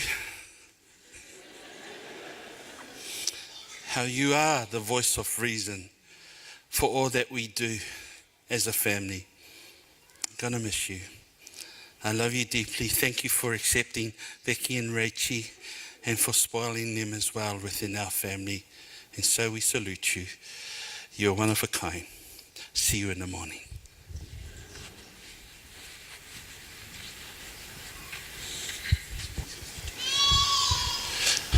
Okay, back to me. So what I was saying before, I'm the youngest of our family of 7 of us kids. Boyle and I were so tight, we're so close to each other. I'm just going to just share a couple of things, because my siblings have already shared a lot of their, qualities and stuff like that. So just in our school days, our high school days, when Boyle and I, in our growing up, I just remember going to school. We used to walk to school, and I remember there was a time that I was playing with my friends, and somehow I had these guys come and I don't know, was it called bullying back then? And if they believe it, it was kind of like bullying. And I remember standing there and I was so scared, and so I just started to cry. And I ran to my sister, I ran to Boyle, and I said, "Boyle, these guys are picking on me." And then she came running and she goes, "Who, where?" When she was trying to say, who are the boys, who was trying to pick on you? So I showed them, and then they came, "Excuse me, are you picking on my brother?" And then straight away, they just said, "Oh, no." It was just probably her voice that kind of like scared them away, and then that was it. We never heard of that anymore. So, it was just so funny just to think back and remembering her. The other thing was when we used to have, our lunches made, and we didn't have, when there's not enough bread, we revert to whapapa. So it's that beautiful whapapa that Grandma used to make for us. And I used to say to her, "What are we going to say when the kids say, 'What is that? What is that you're eating?'" And the funny thing is that with that whapapa, we don't only just have it for lunch. It was morning tea, lunch, and it was our afternoon tea back then in school days. And kids used to say, "What is that?" And I remember I said to Paul, if they ever ask, "What is that?" what are we going to say? We're going to say Play-Doh. We're going to say it's Play-Doh. So that's what we said. That's what we said to all our friends whenever they asked about, "What is that thing you're eating?" And we used to say, "It's Play-Doh," but it's beautiful Play-Doh. It's eatable Play-Doh. So, I'm going to miss my dear sis. She was so special, and we had great times. Like I said, we played lots of sports together, and those are the memories. She's very talented in music, and that's pretty much what she has given to our family, our little ones, nephews and nieces. And it was so good just to come over for my niece Desiree's 21st and with my daughter. I'll just invite my family. Actually, I totally forgot. Sorry, guys. Hear me talking, and I totally forgot I'm going to invite my wife, Nessa, as she comes up, my daughter, Tamira, who's the eldest, and my 2 boys, Jabin and Noah. And like I said, Boyle, she put a lot of time in all of our nephews and nieces. She's just, everything, all our aunties and uncles put a lot of time, but Boyle, she just invested a lot of time in the kids, and we just thank God and praise her. And like I said, I came over for the 21st, and I was assigned to be her driver to Rotorua, where we had the Desiree's 21st, and it was just a special time to actually spend that, because Dyson was driving the truck that's towing the trailer, and they asked if I could just drive Boyle and also Mum and Dad, and I just counted that a special time that we were able to share, laugh in the car, and able to just guide her into her rooms and places that we needed to go around Rotorua. So, you're going to miss my sis, and I love you so much.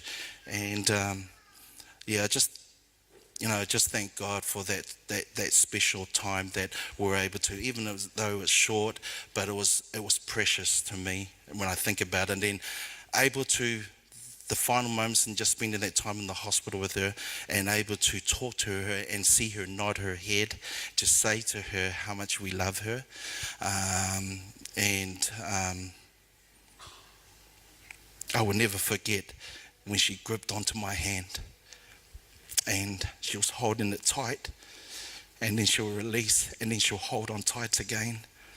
And love you, sis. e manuia alo malanga, and we'll see you in that glorious day. I'm just going to invite my family. We're just going to sing a song, and it's just run through a backtrack there. So I'll just, yeah. We need 5. Just before we sing this song, sorry, love, I thought I was going to get airtime, but that's all right. I just can't leave tonight without just sharing just a little snippet of our beautiful sister Puao. You know, she's just full of smiles. She was a fun, loving person, and one thing that I'll always remember is our NGS singing group. We went to America in the 1990s, and me and Puao would always sing the soprano or the mezzo soprano, but we really wanted the alto, but Shengi took that. And when we were about to perform at one church, we were fighting.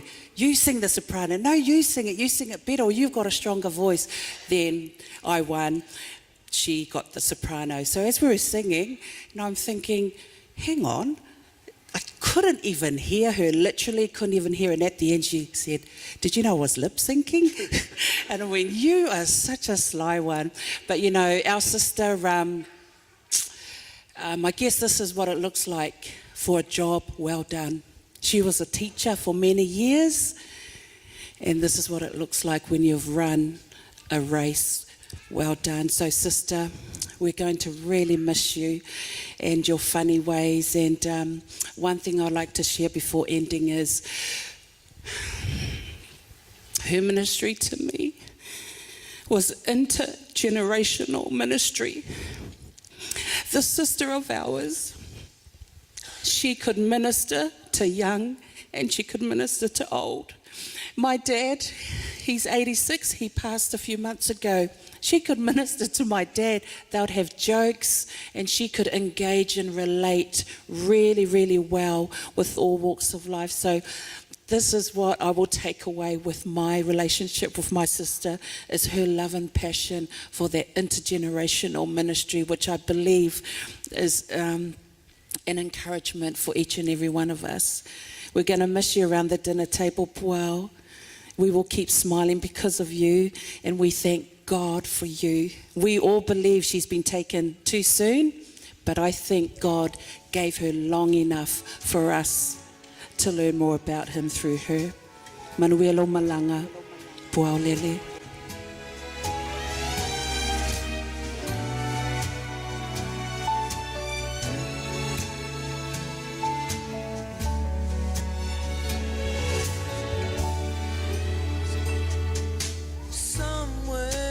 Just across that Jordan River, there's a place of everlasting joy and peace,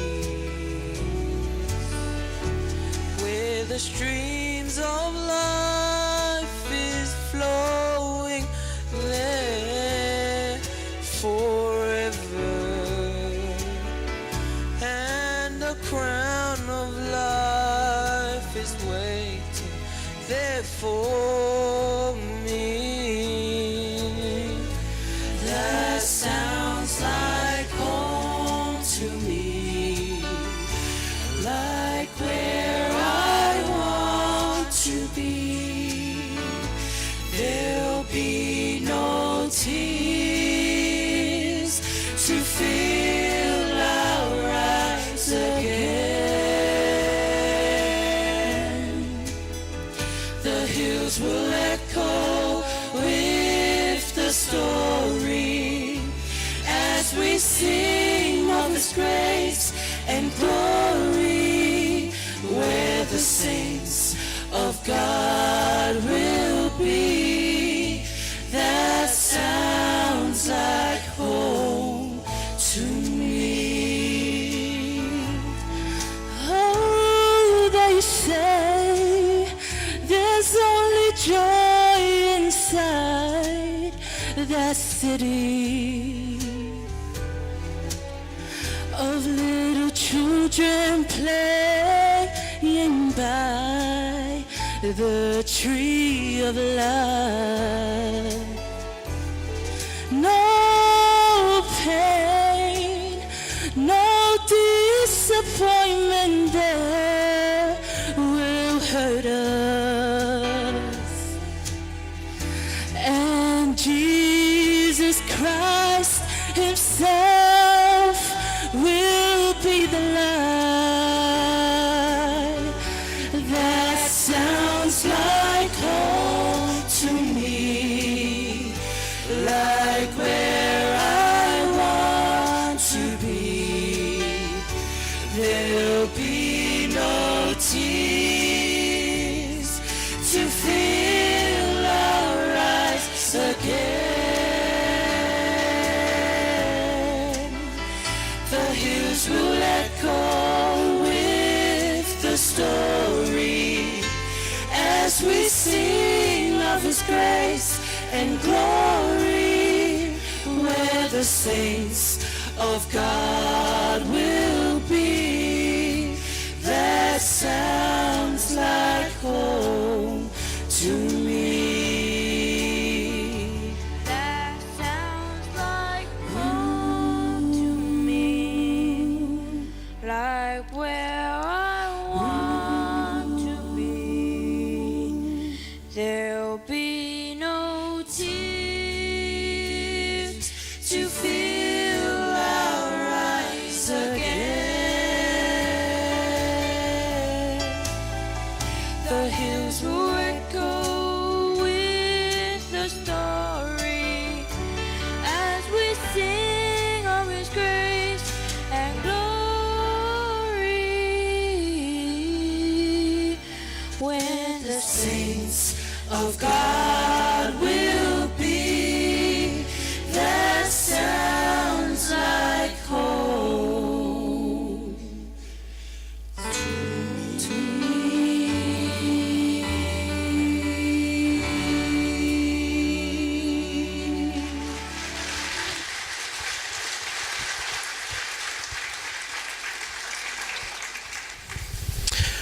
Well, greetings, welcome all, and it's wonderful to look out and see so many people that that Power has been part of their life and your life.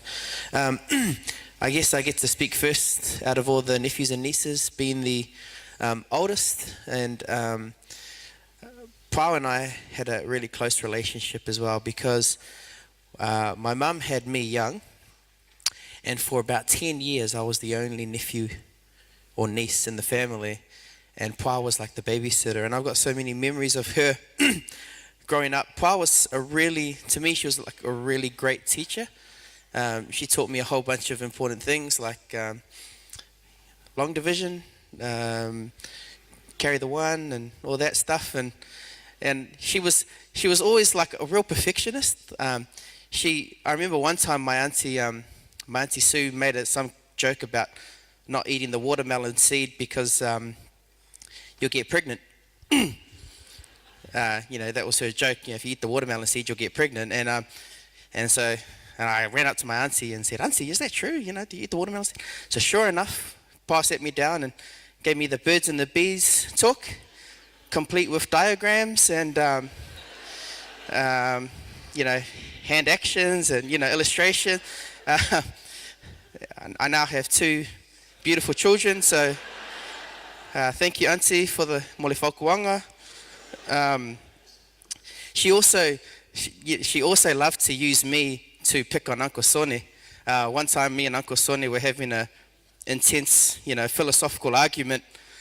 He was probably 15 and I was probably 5 at the time, and we were arguing away. And Uncle Sone, if he wasn't winning the argument, he'll start saying, "You're just cheeky. You're a cheeky boy." I can run into Auntie Pa, he's not listening, blah, blah, blah. She said to me, "You could tell your uncle he's a juvenile delinquent." So I ran up to my uncle. I said, "Uncle, you're a juvenile delinquent." And we both just stood there and we both cracked out laughing because we had no idea what that one meant. She had an incredible strength of will as well. I'll always remember that, her. A lot of people see that like love inside, but wow, to me she was a person in terms of, like, she had that real determination to do stuff. And when she put her mind to something, there wasn't anything she couldn't do. And we got the news probably about 3 years ago that we got the call that that Auntie was in the hospital and that she had like a month to live. And so we came over and we spent that time with her. And that was like 3 or 4 years ago. You know, she just battled and battled. And we'll always remember that, testify to that. I could go on and talk about Auntie Paul, but I just always remember her teaching how much she loved us. She wanted us to do well, and she blessed us. All the kids you can see, she blessed us so much. So Auntie, when Jesus comes again, we'll be there, and we'll see you again. Manguela Malang. I was hoping more people would cry, because if I go first, it's going to be embarrassing. But if I go like this and like that, just bear with me, I'll come back. So Auntie Pau, she was always into her healthy living. So with us young kids, you know, she used to watch what we'd eat. So I have this story. I don't want to embarrass anyone, but we were in Cook Islands, and one day us cousins went to it was one of the cafes first. And so me and Monica ordered our breakfast, and we were hungry, and I just saw a big breakfast that has bacon. I want that one, sausage, whatever. And Monica said, I want that one as well. So we quickly got it, and we knew Auntie Pau was coming. So I was like, oh, I quickly ate mine, and Monica still had her bacon on the plate. And I was like, Auntie Pau, Monica, look. And so Monica got told off. But yeah, Monica, you got to eat it faster. But that's just one story. Where's the other ones? Sorry. Like I said, bear with me. Yeah, and also another story. As you all know, or if you don't, we're like really competitive with our sports. And so I remember one time at the touch tournament, I played for the Rhinos men's, and I think we were either losing or we had a hard game coming up. Auntie Pau always looked at me and was like, you can beat them, eh? As if I was going to beat them by myself. I said, yeah, Auntie, I got this. Well, we're going to try. Anyways, that year we didn't win, but we came back and won it for her, so that was all right.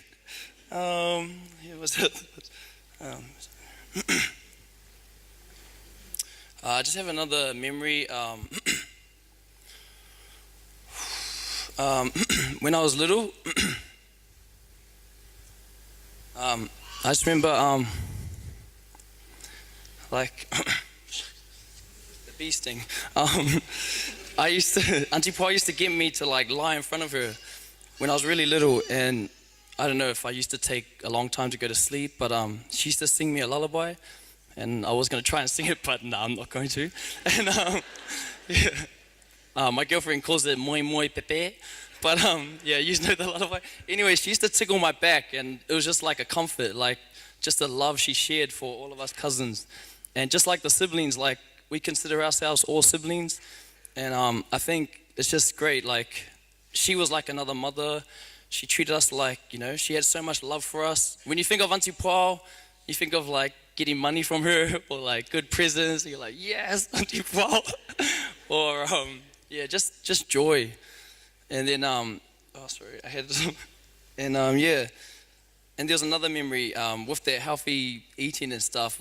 We would always go stay at her house, and all of us cousins were like, what are we gonna eat? She just has so good, and there's no milk, and there's like, I don't know, organic butter, or like, we don't know, lettuce, tomato, and onions. But we went there, and she had this one cupboard, and we were like, oh my gosh, it's like twisties and chocolates. Yes, Auntie Pau. No. And so we were just so happy. But the siblings mentioned this, this is to Uncle Dyson and Shekinah and Sheb and all the siblings, granddad, grandma. She has passed down so many good traits, and you can see it through the children and the nieces and nephews. and our fight on the basketball court and the touch fields. But yeah, I just want to say her light still shines through us, and sleep well, Auntie, and till we meet on that glorious morning. Thank you. Hi everyone. So just on that health note, I'll get everyone to stand up and stretch your legs. I bet you she's probably inside there going, oh, it's so much talking. I don't like this. So if everyone just stand up, just massage the person to your right and just have a little laugh. Yeah, stretch your legs. Yeah, and now the person to your left, return the favor.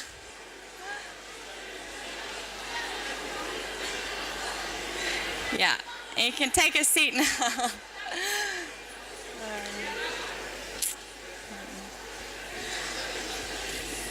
Cool, thanks everyone. So my name's Brittany, Young, and I'm the eldest niece on the Tuaoi family, out of these crazy lot behind me. So I'm just going to say, a few words. So I'm honoured to say a few words about my Auntie Pau. She was a cheerful, fun-loving lady who was full of life. Her smile could light up a room, and it was infectious, as we have seen from the photo montage earlier in this program.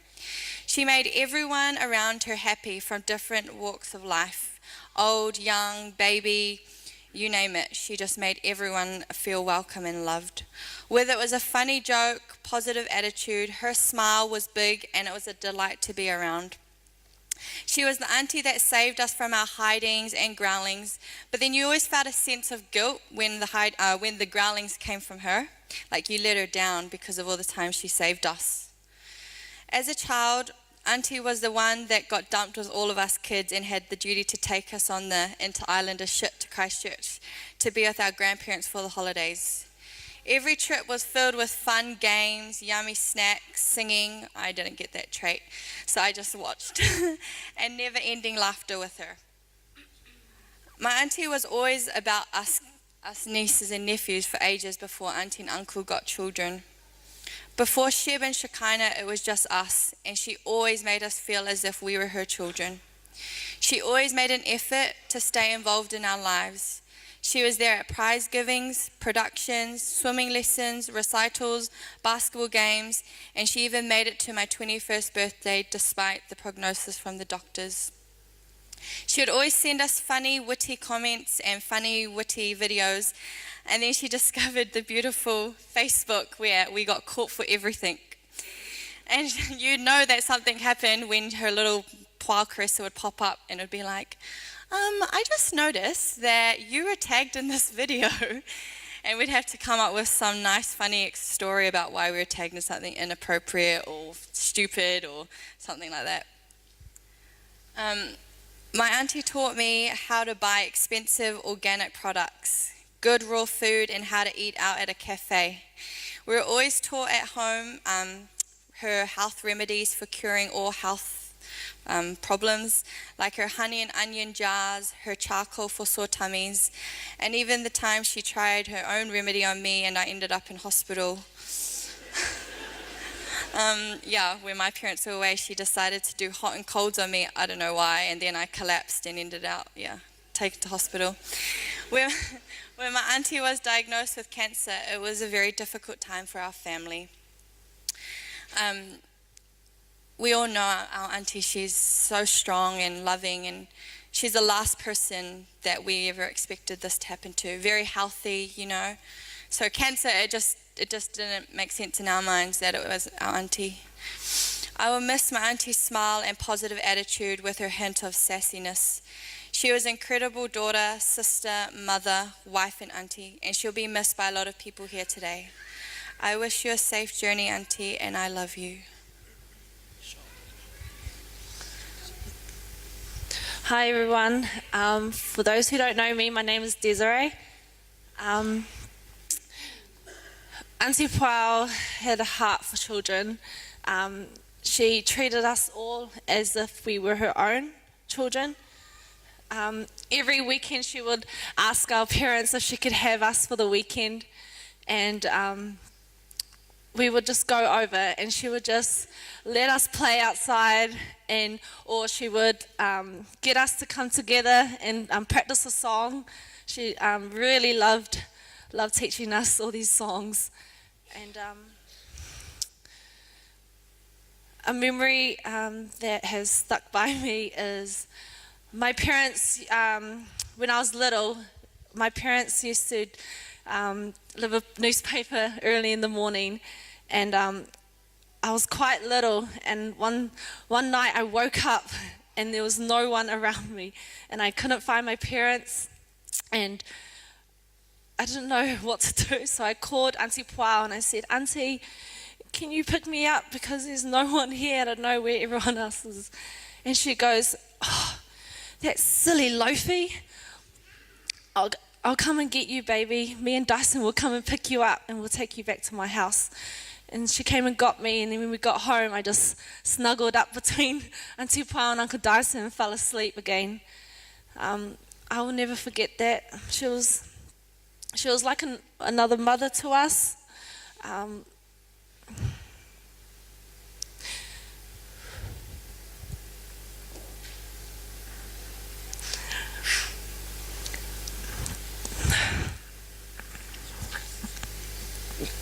Thanks, Auntie, for making it to my 21st.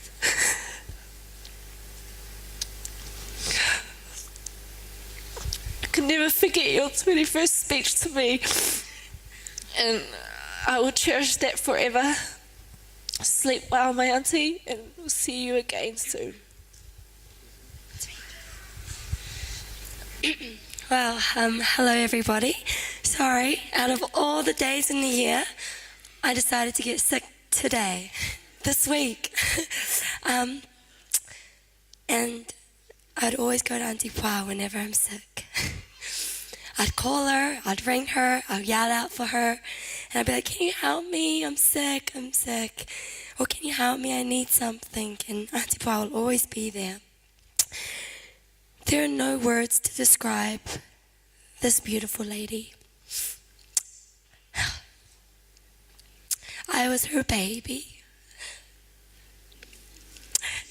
The other ones didn't count. I was her twin, and I was her favorite. And I just like to say, Auntie Pua, I'm so sorry. That bacon was just so delicious. But no,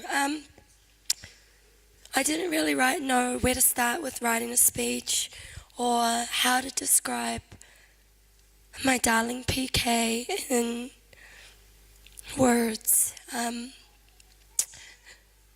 Auntie Pua, if most of you will all know, she has very witty comments and funny jokes and just the most amazing humor that anybody could have. And so a memory that I will always remember was when I was becoming to learn about boys. None of my aunties or uncles would tell me anything about the boys but this lady. And she'd like sit me on her lap and she's like, do you want to know a pickup line? And I'll be like, yes, tell me. Or she'll just give her humor to me, and she never failed to make me laugh. And when she got sick, I was there to look after her when Mum or Brittany or any of my family members couldn't make it. I'd drive her anywhere she wanted to go. I'd take her anywhere she needed to be.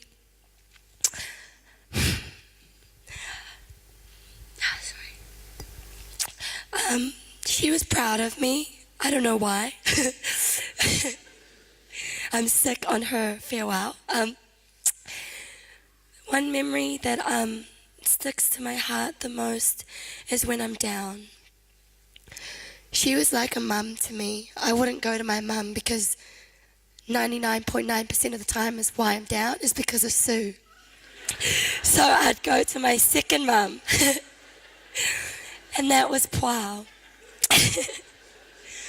I don't know what I'm going to do. Does anyone want to be my second mum? Because, and she would just sit me on her lap and say, baby, it's okay. Or she'll call me and say that she's going to pick me up as well, like she did with all of us girls or boys.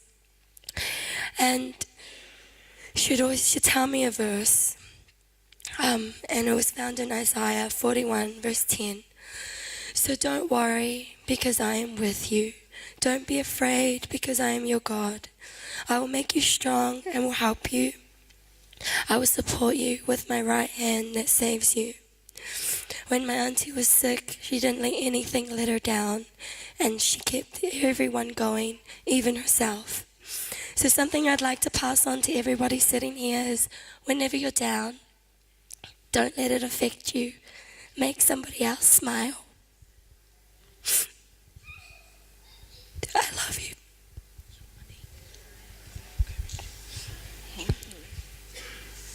Hello, everyone.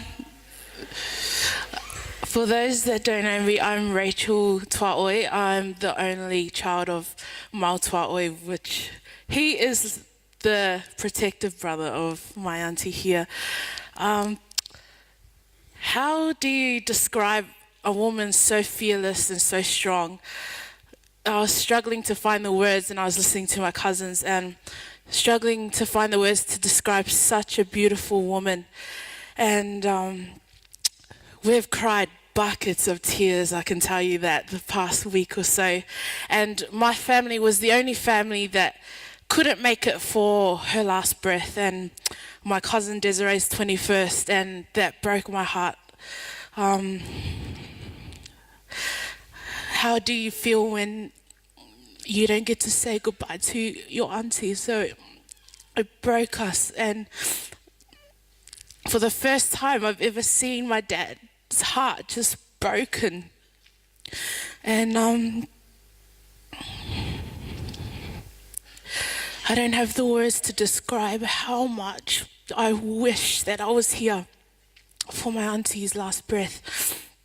And I'm thankful for each and every one of you for obviously being involved in my auntie's life. And I know that each and every person in this room, she loved you all immensely. And I'm just going to share one memory, because lots of stories to tell. We have a big family and I don't want to hold up too much time.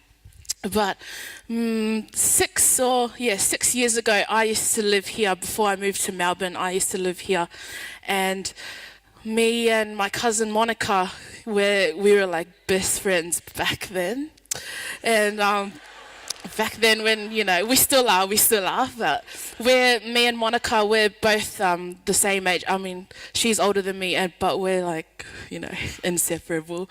And there was one time when my auntie Pa, we were always at her house, and she had this blow-up pool for me, Monica, and Shekinah, and me and Monica thought it was a good idea to wait until Auntie Pa left the house, and we'll try skinny dipping, like go naked in the pool.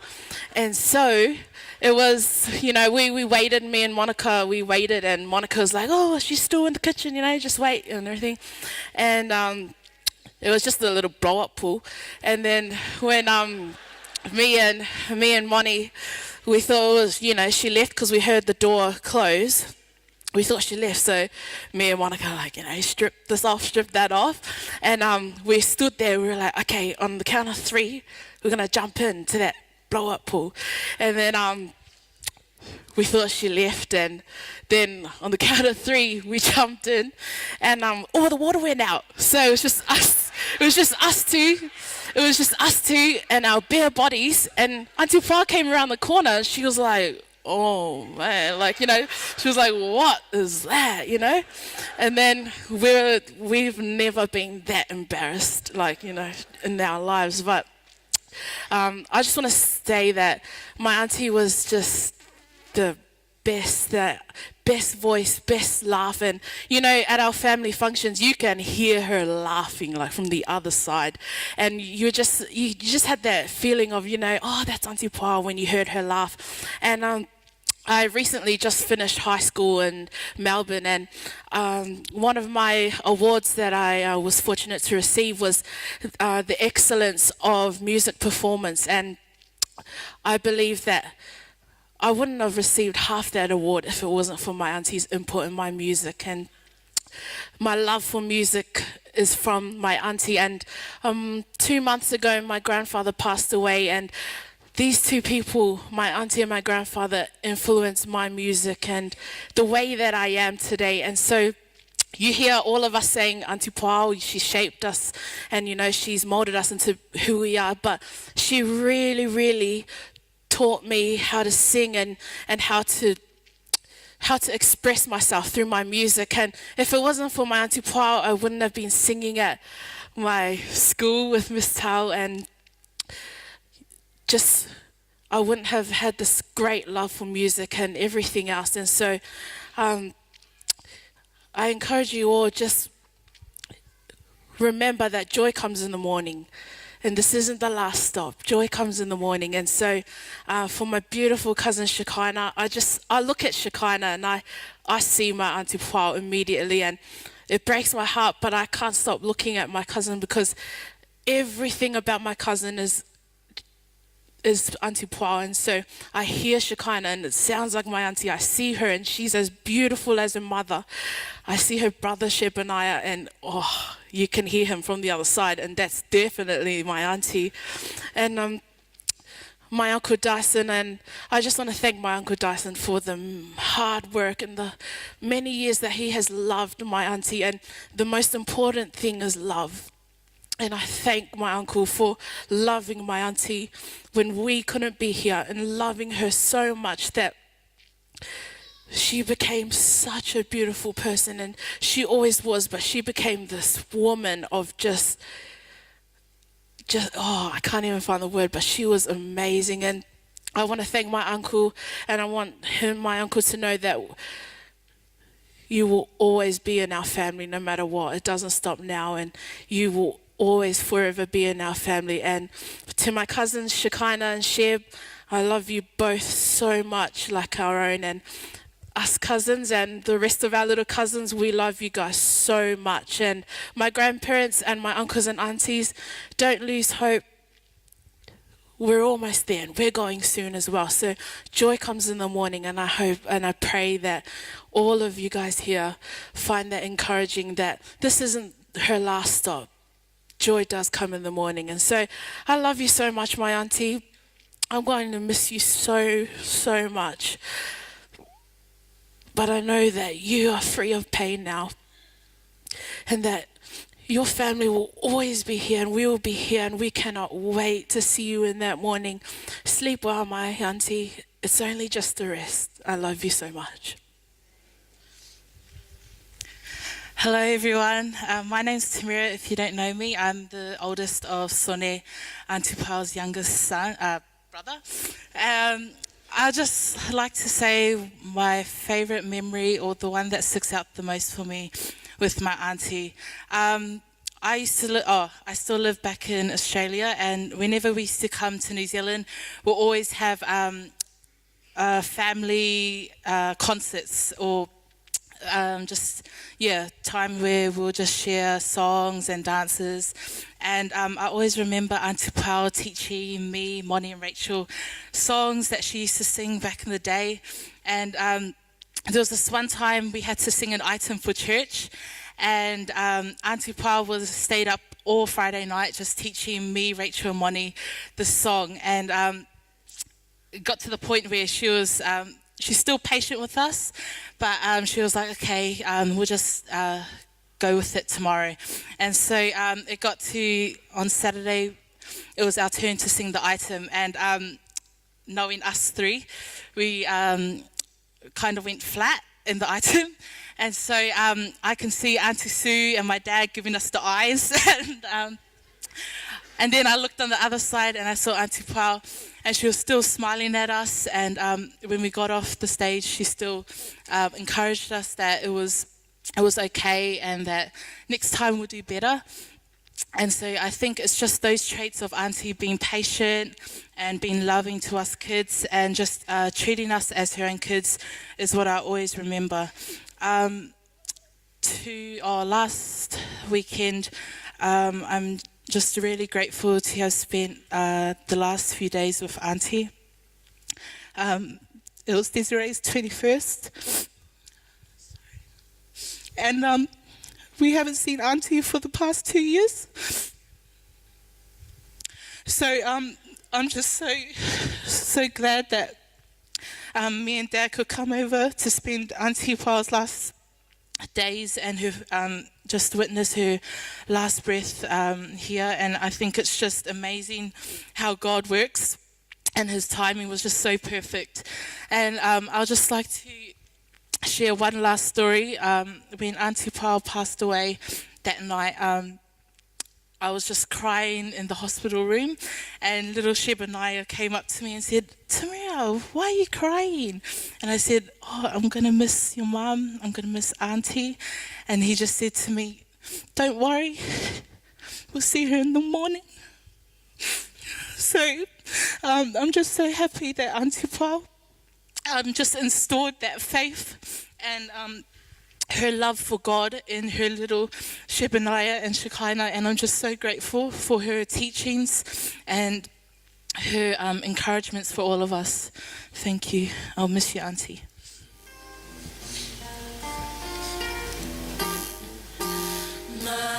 Manaya, manaya, lelangi, eletoy faano betina. Manaya, manaya, lelangi, eletoya yonifa tofa. Falomo ileaya, manaya, olea tua naia faya mapulea. Fai mai ona vama nanaya, one ala esa vali epe oniaro. How sweet is the heaven. Leave all of your cares behind. How sweet is the heaven. There'll be no more tears to cry. There'll be no more tears to cry. Eletoya onifa tofa.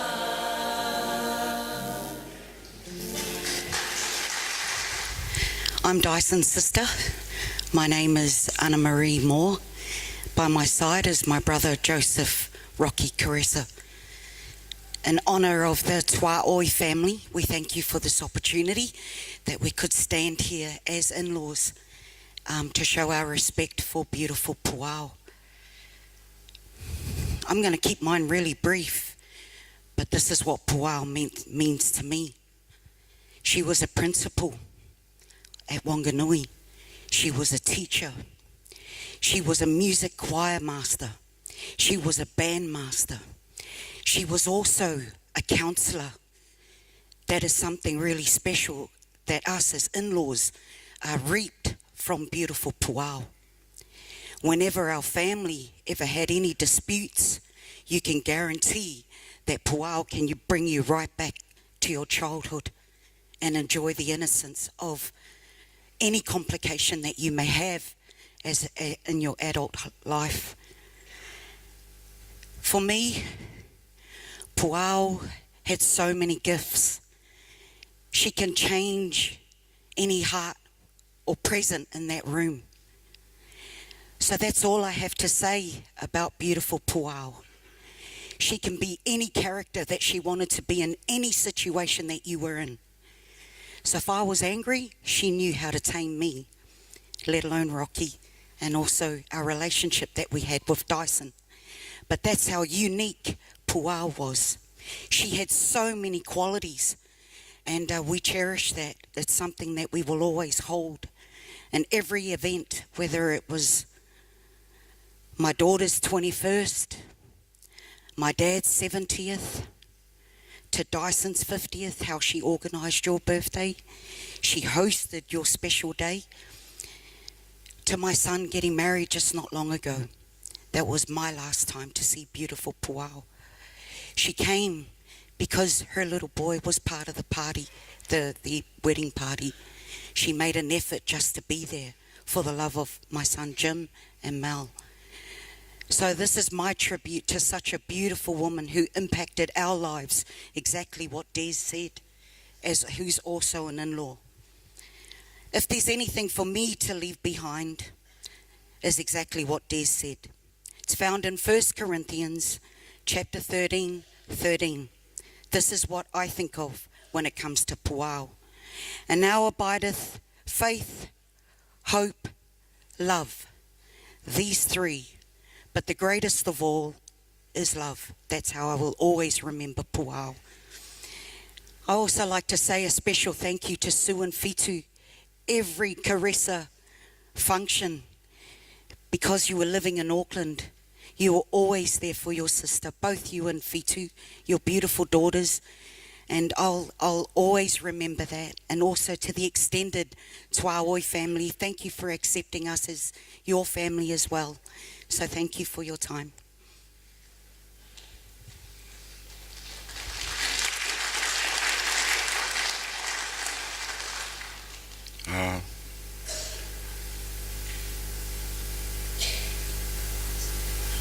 I remember Dyson asked me to pick me up while I was out of hospital. She wants to go for a walk. I thought, oh yeah. Yeah, so we went to the park and she told me, Rocky, I'm going to power walk around there.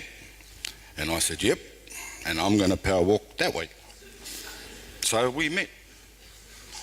But before all that, as we were walking up to the park, I asked Paul, I would love to take all your sickness, give it to me. And she turned around and she said to me, Rocky, the only sickness is you give everything to God first. And that reminds me of my mum and my dad, how we've been brought up. So Dyson, as you know, even though it's sad, but there's a happiness, and it all comes back to love, bro. We're always there for you too. Thank you very much. And also to Shebaniah and Shekinah, may God be with you in your time. I'm going to call upon my son Jim, who will speak on behalf of all the nephews and nieces on Dyson's side. Thanks. Hello everyone. So again, for those of you who don't know me, my name is Jim Caressa Moore. I am the eldest son to Jim and Marie Moore, my grandfather Joseph and Mina Caressa Rasmussen, and I'm the eldest nephew to my Uncle Dyson. Uncle Dyson is not just an uncle to me, but he's also a father. The last days that Auntie Puao had, I got to spend it with my Uncle Dyson. We'll be driving in the car. I know he's trying to get things off his mind, and just to have that time with my uncle means the world to me. So to be up here, to speak on behalf of all of Uncle Dyson's nephews and nieces, as you can see, it's only me and my sister Elvira. Not like the Tuaoi family's got heaps of nieces and nephews. It's just me today and my little sister. So I've got a few messages that I want to share with you all, especially to my Uncle Dyson and to my Auntie Puao. And this is from my little brother. His name is also Dyson, named after my Uncle Dyson. He could not be here today because he is spending his holidays, New Year's and Christmas in Ireland. So he's far, far away, and it was really sad when we got to hear his voice for the first time.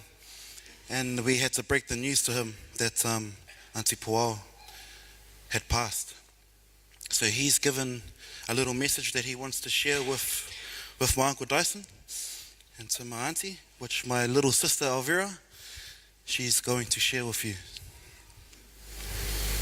Yeah, Dyson's message. My deepest condolences to the Caressa family, especially my Uncle Dyson and cousins Shekinah and Shebaniah, with the loss of their wife and mother Puao. We will feel the absence of Puao's bubbly, nurturing nature. I can only apologize for not being there here today, but I would like you to know I will be thinking and praying for my family at this time of sorrow. Love, Dyson, number 2. Our dearest Auntie Puao, your smile warmed our hearts and your soul was so gentle.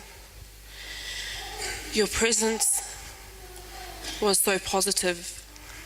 You'll forever be in my heart, in our hearts. Auntie Puao gifted me this puletasi, and today I wear it in remembrance of her. She made a promise to my partner Jordan and I that she will be at our wedding. When I do get married, I know she will be there in spirit. But I'm glad she had the chance to witness my brother Jim and sister-in-law Mel get married. Our beautiful Auntie Puao, we love you forever.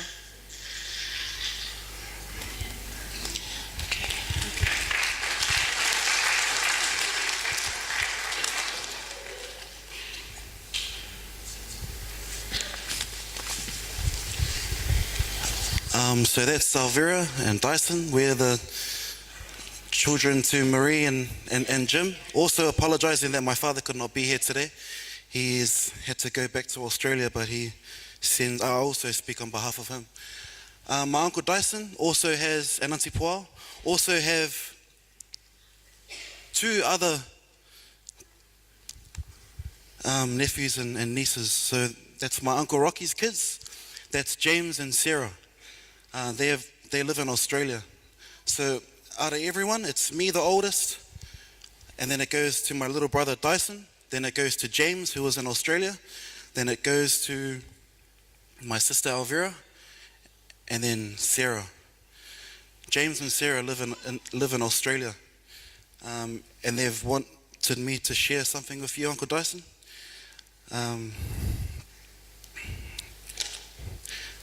This is on behalf of James and Sarah, who are currently in Australia. I remember when Auntie Puao and Uncle Dyson came over to Harrington to visit us when we were kids. They stayed in our granny flat. We were so excited to see them, as we didn't know they were coming. I remember sitting there listening to stories from Uncle and Auntie over and over again, probably annoying them from asking for too many stories.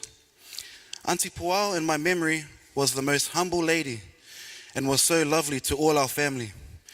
Even though the last years have been complicated, Sarah and I still have the same feeling about Auntie. She's just an amazing person. Unfortunately, now her time with us has been cut short than everyone expected. But Auntie Puao is pain-free and will always be there in spirit, looking after Dyson and the kids, as well as the rest of the family. After speaking with Uncle Dyson on the phone for the first time in years and hearing this heartbreaking news, we spoke for a while about life in general and caught up about memories with him and Auntie, about the kids and the church and basically everything. I know the kids are going to be in great hands, as Dyson is such a great man. Rest easy, Auntie Puao. We will see each other again. We love you, and God bless James and Sarah. I will just share a few memories of my Auntie Puao and my Uncle Dyson. But first, I just want to, my wife, Melanie. I got my other son, Little Jim the Third, and Maximus. Little Jim's a bit comfortable over there, so I'll let him stay there. And yeah, thanks. But 1993, I was only just a little boy, and my Uncle Dyson, I've always been by his side. It's never been a time where I've never left until I grew up. And then there was a time where Uncle Dyson was single for a bit. So that was the time that me and Uncle Dyson got to share with each other. So I'll always be at his house in Mangere Bridge until a lady called Puao came along.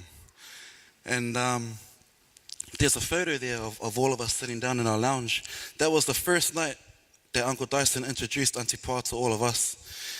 So I was a little bit jealous because I wasn't really comfortable with her taking my Uncle Dyson away from me. So I made sure that I told her that, hey, my Uncle Dyson said, oh, this is my girlfriend. Her name's Puao. And I said, Pu what? What? He goes, Puao. I said, oh, Puao. Every time these two will be together, they'll always be hiding away down in the garage, kissing each other, getting really close to each other. And I used to run up to my uncle and kick his legs and say, get away from her, man. Come stay with me, stay with me. And then my Auntie Puao, she gave me a bit of a tell-off, and I'll never forget it. I was in the car and my Uncle Dyson went to put some gas in. My Uncle Dyson wanted to take us all out, my mum, my dad, and just me at the time. They took us out to Valentine's in Pakuranga. And I said, I'll ride off my Uncle Dyson. I said Auntie Puao to get to the back, and I'll sit on the front. But no, my Uncle Dyson said, no, you get to the back, little Jim. So I kind of felt sad, eh? But anyway, Uncle Dyson went to go fill up the gas. And then my Auntie Puao said, oh, just fill it up, babe. Just fill it up and we'll be waiting for you. Then I said to her, can you not please call my uncle babe, please? And she turned around and she said to me, Jim, look, you've been a pain in my neck ever since I've met you. So you get it straight and you get it right now. Your Uncle Dyson is my boyfriend, and I'm Uncle Dyson's girlfriend, so get used to it. So I'm sitting at the back going, okay. I'll give you that one. She taught me my very first word. It was reputation. I used to stay with Uncle Dyson and Auntie Puao back in Tunstall, Mangere Bridge, and I used to play the drums for them when they had their missions at Ponsonby Church. And anyway, my Auntie Puao gave me $20, and she said, go and get your friends some fish and chips. So get 5 fish and get $2 chips. I said, okay. I went on my bike and went up the road and I got the fish and chips. But I went next door to the dairy and I got me this chocolate bar. On the way coming back home, the $5 fell out of my pocket. And I went back to Auntie Puao and I said, oh, here's all the fish and chips. And she goes, oh, and I only gave her $3 change back. She goes, there should be $5. Where's the other $5? And I said, oh, honestly, Auntie, it fell out of my pocket. She goes, Jim, please, tell the truth. I said, no, honestly, Auntie, I'm not lying. It fell out of my pocket. She goes, sit down here, I'm going to tell you Uncle Dyson. So anyway, my Uncle Dyson came home and she said to me, Jim, let me tell you the word reputation. Reputation is how you go about yourself and how people think of you. So you either have a good reputation or a bad reputation. And right now, you got a bad reputation. So anyway, I got dealt to him. Uncle Dyson came home and yeah, that's the end of that story. But just before I end, just before I continue, I just want to say to my Auntie Puao's parents, Afoa and Epinesa, on behalf of all of our family, myself, my brother, my sister, my wife, my children, my mother, my father, my Uncle Rocky, and even my Uncle Dyson. I want to thank you guys, Afoa Epinesa, also Neta, Auntie Neta, Auntie Dot, Auntie Sue, Uncle Lofi, Uncle Mao, and Uncle Sone. I just want to say that you guys have been blessed with a beautiful woman, with a beautiful soul. And thank you guys for sharing her with us. If you, heaps of people say it, let Jesus walk through you. And if you met my Auntie Puao, Jesus definitely walked through my auntie. Whoever she got in contact with, they were blessed. And that's the main thing that I will always and never forget about my auntie.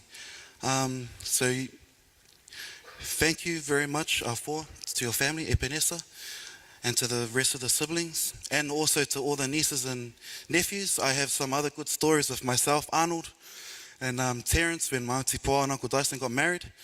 But also thank you for Auntie Puao, to the family, and also I want to thank you guys for looking after my Uncle Dyson. While we were not there, sometimes we were not there, you guys will be always there for my uncle, no matter what he was going through. And I just want to thank you guys so much for always being there for my Uncle Dyson. And I want to also thank you for continuing to be there for him, supporting him.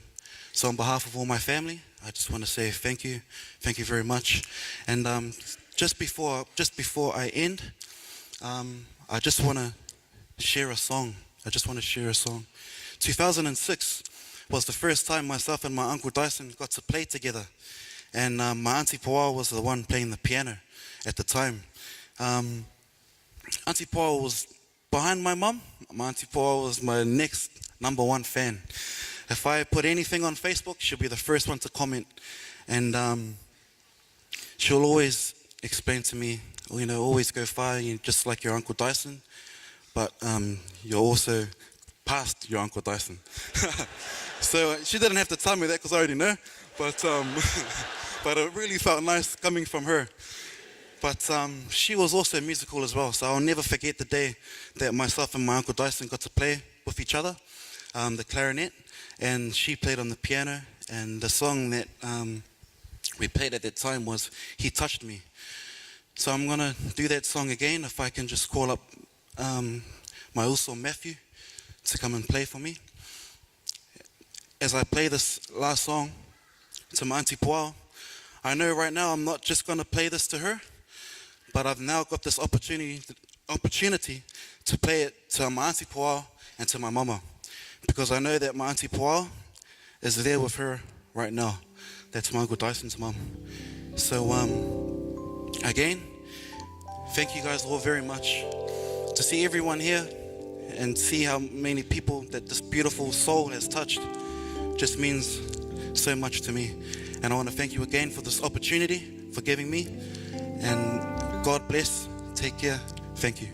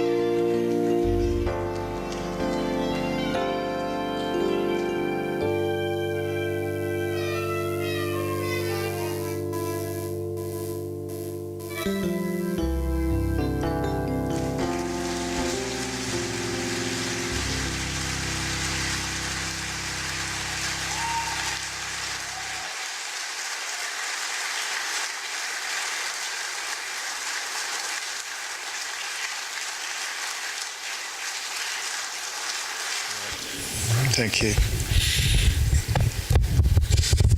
I'm proud of my family, but I'm more prouder than in the God's bigger family.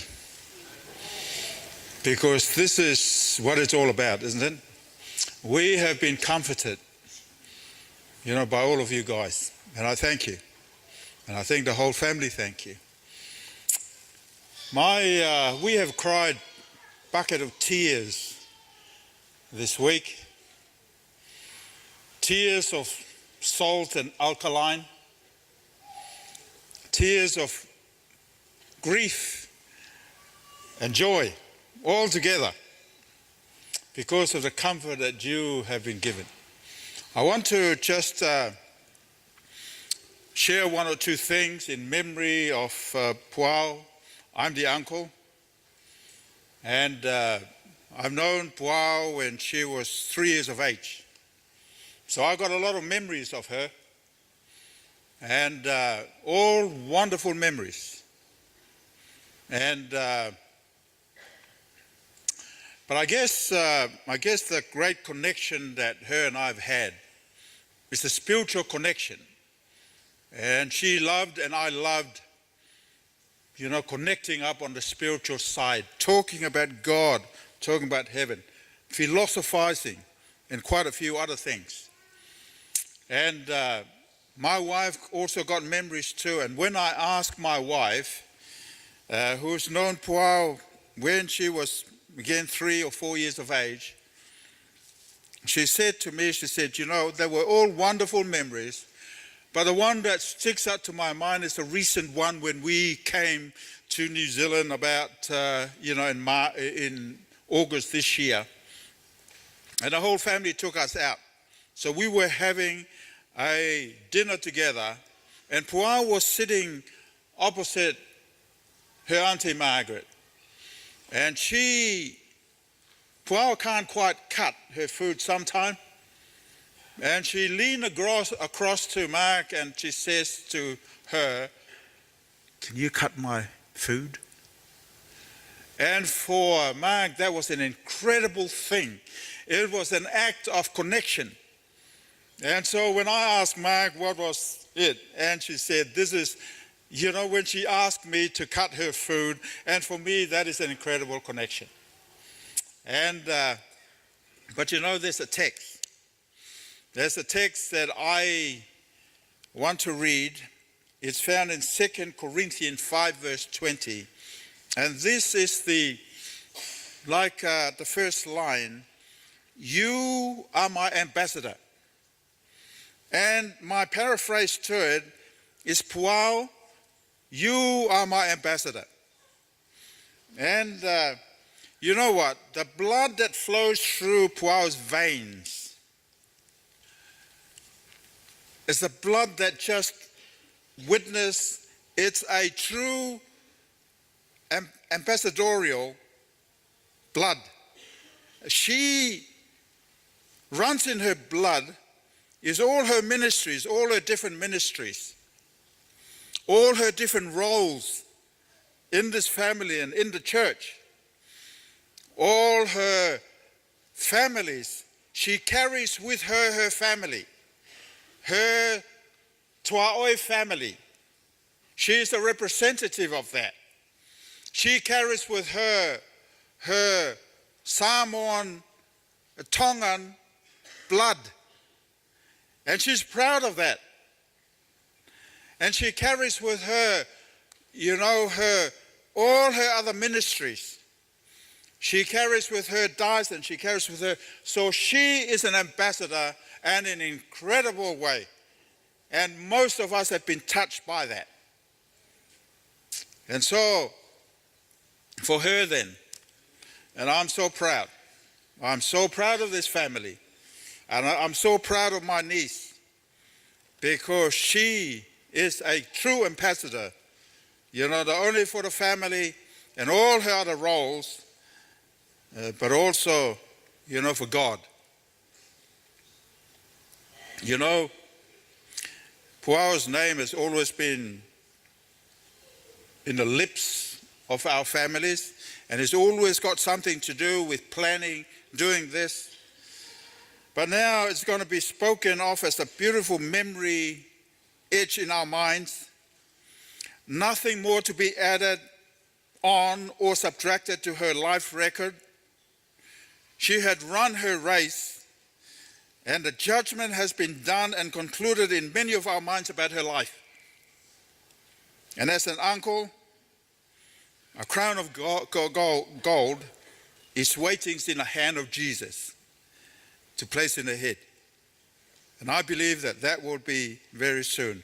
So the final part of 2 Corinthians 5, the verse before, it says that Christ was in his servants, reconciling the world to himself. And I want to paraphrase that and say that Christ was in Puao, reconciling families, reconciling the world. And you know what? I'm looking forward. I am absolutely looking forward that our tears are tears of joy. And Puao, we salute you for all you've done. We salute you for being a good niece, sister, and everything that you have become. And I know that we're going to see you very soon, the second coming of Jesus. Amen. My name is James, and this is my sister Kiona. We're from the Suloloto family, and we're first cousins with Puao. So my mum and my auntie Ebenezer are sisters. So we're just going to share a few quick words and memories from growing up with Puao. So Puao's one of my dearest cousins, of whom I had the joy of growing up in Christchurch, and they used to live down the road from us in Papanui and Bishopdale. So we were pretty much neighbours, going over every night or every Sabbath for Friday night dinners and Sabbath gonga'is. So every Sabbath I would just quickly run into one of my cousin's cars and just jump in, and they go, "Where are you going?" And I said, "My cousin Paul said I can come for lunch." So, and I'm coming for lunch because I always loved hanging out with my cousins. Other memories is I went to the same school with Sonny and Puao, with my brother Chris. We went to the Christchurch Adventist school. So back in those days, Sonny was saying that we had whapapa for lunch. Well, that's true, because my grandmother made it for them, and it's like, if they didn't share it with us, we'd go and tell our older cousins, his sisters, who was looking after my grandmother, to say that our cousins weren't sharing, but the only one that would share with us was Puao. So Sonny was the one that would never share, but I'm always thankful for my cousin for sharing her lunch with us. So I'm going to share the last 5 years quickly with you, because I live in Australia. I come to Auckland quite a bit to visit my siblings that live here in Auckland. But every time I would stop into, when I visited Auckland, I don't go stay with my siblings. I actually go stay with my cousins. And I'm always visiting Sue, which is who's my, like my second mother with Dot. So I can't split them between. But I would always give them a break when I came to Auckland, and I would pick up Puao, take her out for breakfast, and just do whatever she wanted, just to allow Sue and Dot to do whatever they wanted, and just spend time with her. So I did get the pleasure of going out with Puao last week for our final breakfast. Sad to say, but I'm really happy that she's now resting, because the time that I shared with her and the pain that she was going through was really dear to my heart, and it was just so painful to see, but I'm very happy that she's resting. So I do have so many memories that I can say, stories about Paul and Dyson, but Dyson, just stay strong. We're here for you. We love you and the two kids, Shebaniah and Shekinah, and you know, we're one family that will be here with you all the way. Te alofa lava. My name is Kiona Sina Sangapolutele and I'm one of Puao's cousins. Puao and I weren't actually close growing up in Christchurch. I think I was her younger annoying cousin and she was the cool one, the cool older cousin who we all looked up to. It wasn't actually until we both ended up in Auckland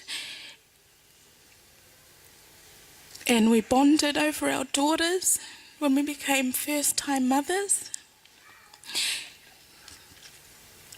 And every holiday, Shekinah would either be with us or Raina would be with you, Shekinah.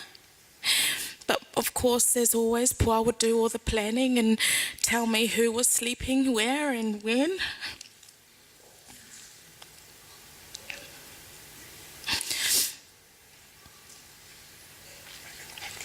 When Puao got sick, it was a really big shock to us, and I tried so hard to help the Ayungs out, and I don't know how it happened, but if you know me, I don't cook, I don't clean, I don't do any domestic chores.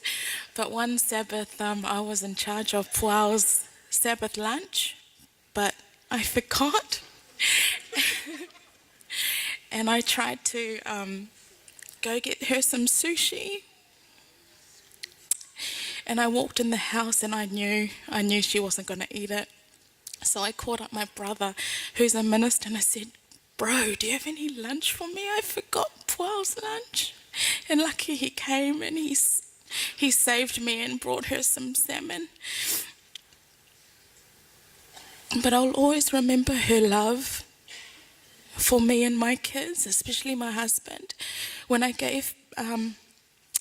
my baby was born, Taylor, she was so sick, Puao, and she had problems moving around, but she still managed to get in the car and come to the hospital to see us. I told her, "Please, cuz, just rest. Don't come. As soon as we're out of the hospital, we'll come and see you. Don't come see me, please." And when she came to the hospital and she couldn't even get out of the car, but she sent her little minion, Brittany, in with all these gifts for my baby.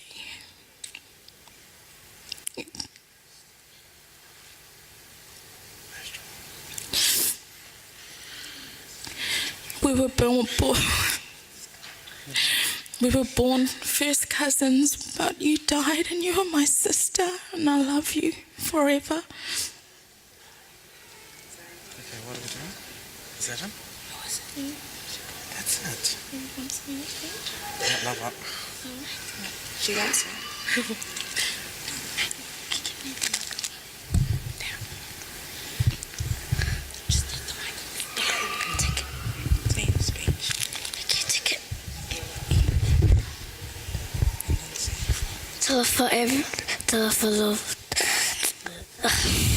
Talofa everyone. My name is Eliana Suluto. We are here to honor and celebrate the life of Auntie Puao. Auntie Puao was very beautiful and a peaceful lady. She was strong and a godly woman. Auntie Puao was always kind. I always liked to visit her at her house. Auntie Puao enjoyed eating salmon and tar for lunch on Sabbath. I know that Auntie Puao is sleeping until Jesus comes. I love you, Auntie Puao. See you when Jesus comes.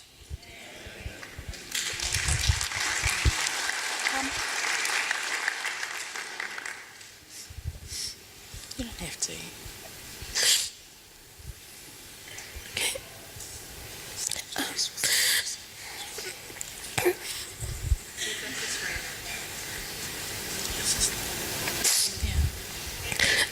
Hi, my name is Raina, and I'm one of Auntie Puao's nieces. Today I'll be singing a song for Auntie Puao, Uncle Dyson, Shekinah, Shebaniah, and anyone else who is hurting. And today I'll be singing When the Fight Calls.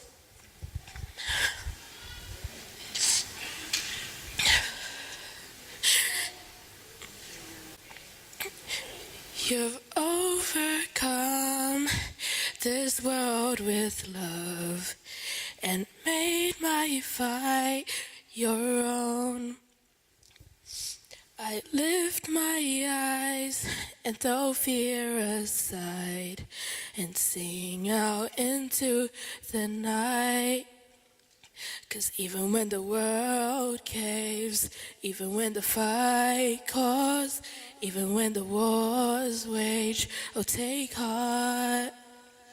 And I know you were greater, forever you were Savior. I will sing your praise with all that I have, with all that I am, Lord. With all that I have, with all that I am, Lord.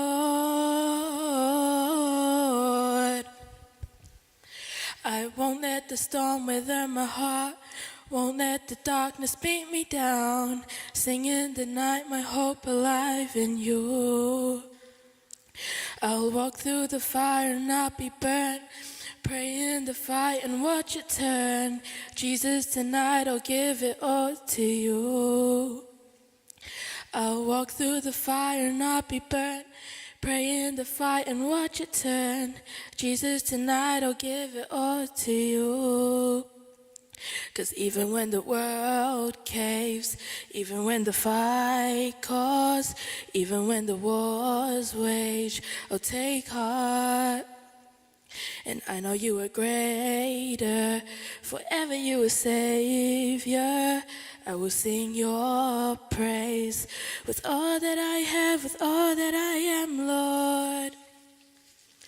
With all that I have, with all that I am,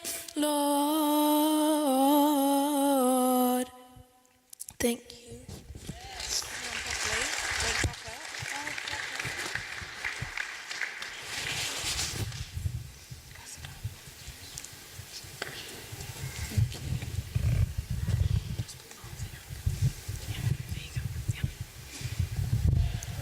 Uncle Afo, Ebenezer, Annette, Dot, Sue, and the rest of you guys. You all know I'm here because Dad couldn't make it this weekend. Yeah, come up here. My sister's here with me also. So my name is Andrew Mariner. My father is Iremia Mariner, and he's the oldest of the Mariner family. We're from Sydney. That's where Mum and Dad are. Mum and Dad heard of the news of Boa's passing on Wednesday, and they cried like they just lost a daughter. We've been fortunate enough not to lose any siblings, but losing Boa it felt the same.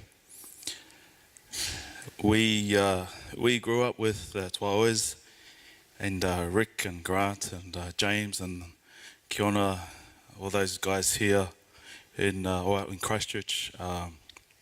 We left New Zealand when we were 11 because Dad wanted to go to Australia where there's more opportunities. But before we left, basically all our time was spent together with the Twaoes, with Boa, so we sort of paired off the siblings. So I was with Mo, and then Sonia was my younger sister, and Boa was in between. And Boa was, everyone says she was a beautiful girl. And it'll be remiss of me not to take this opportunity to say that. Boa's also known, no one said this yet, but she's a bit of a soso too, you know. Translation for soso in English is like, she's a bit of a funny girl, you know, does some funny things. We were playing darts when I was about 4, I think. So Boa was about 3. So she's holding the darts. We're in Lincoln Road. And I'm going, we were already through the darts. I said, I'm going to go and get the darts off the board. Don't throw your dart. She's like, yeah, cuz, yeah. So go and take my darts off, and then I find a dart on my arm. She just threw this dart, and I'm looking at this dart, it's sticking on my arm, and looking at my cousin. What are you doing? But I was also a bit like cousin Mo, pacifier, you know, always the peacekeeper. Because she was between ages, she'd like negotiate with one team and negotiate with the other, talk to the other team, negotiate, always compromise. So we've got really good, fond memories of cousin Boa. Before I came, I asked Dad what he wanted to say, what he wanted me to say on behalf of Dad and the rest of the family. And he had a message for everybody. He had a message for Pastor Dyson. He had a message for Uncle Afo and Ebenezer. He had a message for all the cousins. He had a message for all the nieces and nephews. He had a message for everybody. I think the message here is quite, there's some similarity, there's a theme. One of the things that Dad said was that the Lord took Boa away because she has done her work. And he said that God knows that she was in pain and it was time to take her away.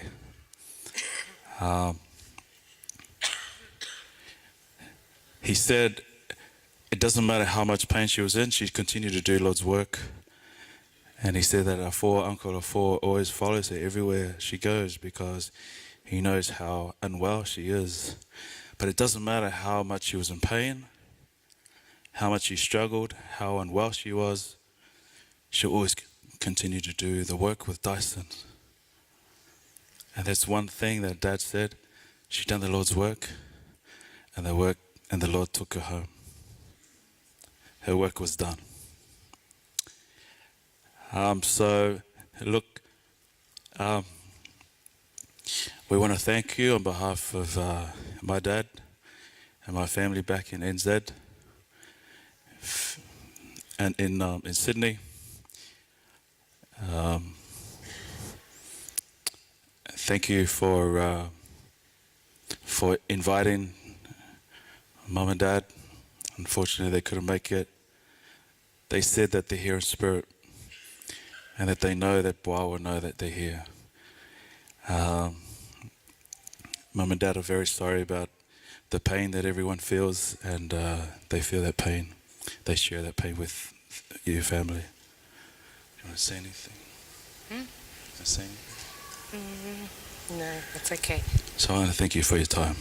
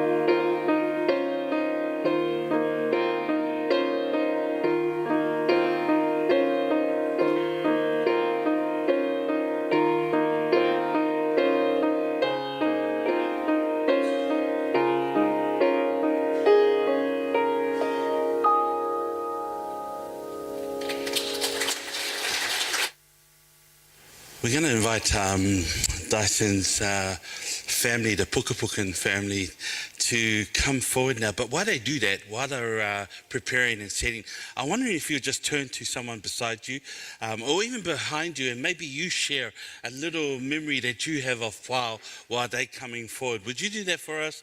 Maybe just share with someone beside you just one thing that you liked about or remember the sister about, because we may not all get the opportunity to come up and share a thought. Kia ora. Kia ora tātou ina daudau nui o tō tātou matua dāilunga o te langi tike tike. Kona nā maina te vāia lelei no tātou ke lolo mai ki loto o tōna wale ke talapada i te olanga lelei ana nā mai no puao. Kia ora ana, tā lofa lava. And greetings to us all in the precious and wonderful name of our Savior in Jesus Christ. Before I proceed my speech, I'm standing on behalf of Dyson's mum. Mina, this is his secret side that people don't know. So, to start off my speech, this is a tradition chant. It goes like this. Katuolo te vaie katuolo, katuolo te vaie katuolo. Kia koki, kia koki, kia ngā tāta, lia liaki nāu, kawaia ki te muna. Koa kawa pēdā moa kino, ho, e wanu kake māti te tete o nā oanga. Tuki, kotu kiki, te ulu poko ko waka eke atu ki te pokoi. Mawela ki ko pate, a nā mata tau mai lalo ko aka nā tapu a vai o te kāinga. Nā patu pate I te leila. Waka ea mai, toki ki te papa, ia.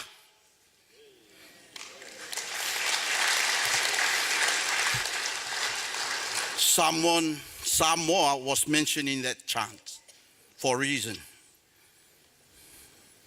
I'm establishing Dyson as a Pukapukan now. All from the start, we heard Samoa.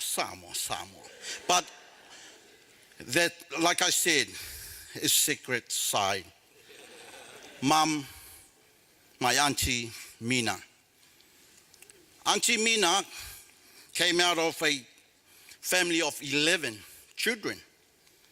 Just imagine now from a Amosa and Mama Ani, and my name is Amosa, namesake. And there are 5 girls and six boys.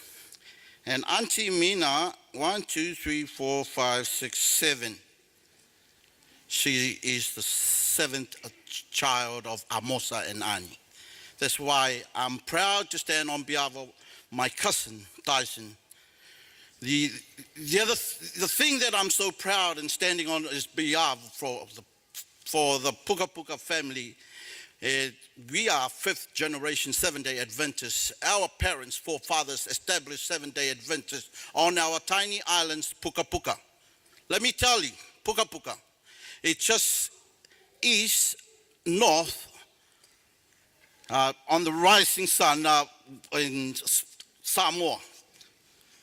And when the sun rises, there's no country before us, it's only the sun. It rises from above Pukapuka, and it's only weakest, it sits on Western Samoa. That's why it's Samoa called Western Samoa. All the strength of the sun rises above us and then sits on Samoa. Our passage every time that we have to sail, this is 400, 500, 600 years ago, it's always head towards Samoa. The thing is, this is I don't say it's a tradition. In Pukapuka, if they ever find a young brave man, they will ask him to leave the island. Ever since, even today. That's why I'm here, because I'm one of the warriors that has been chased away. That's why every time those warriors sail away from Puka Puka, end up in Samoa. Now, those All Blacks, someone playing in the All Blacks, they're part Puka Pukan. Only the warriors, the weaker ones, stay home. And they migrated to Rarotonga, and they got the top positions in Rarotonga, at the Cook Islands. Anyway, okay, it's for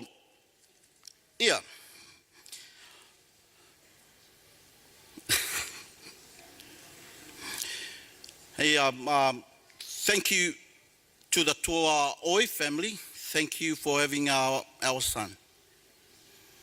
And there are a few of our people here, the leaders, and some ministers from other denominations. At the end of my speech, we will sing a wonderful special item to honor Puao. She's what a lady. Wow, Puao. But I love the name. To finish up the rest of the name, Puao Lele. Definition in Puka Puka, the ascending fragrance. I was so saddened that we as the people of Puka Puka didn't come to know her, because Dyson kept it on his Samoa side. All for him, not for us. And, until our auntie, the passing away of our auntie Mina, she made the visit. And I've been observing her throughout the church. I'm from Royal Oak Church, and I've been observing my kasi here, in-law, and wow, Puao Lele, what a lady.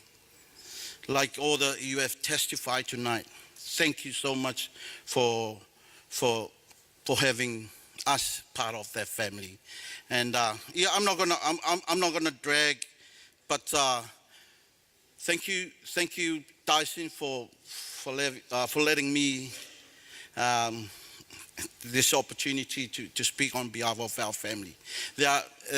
All your cousins are here.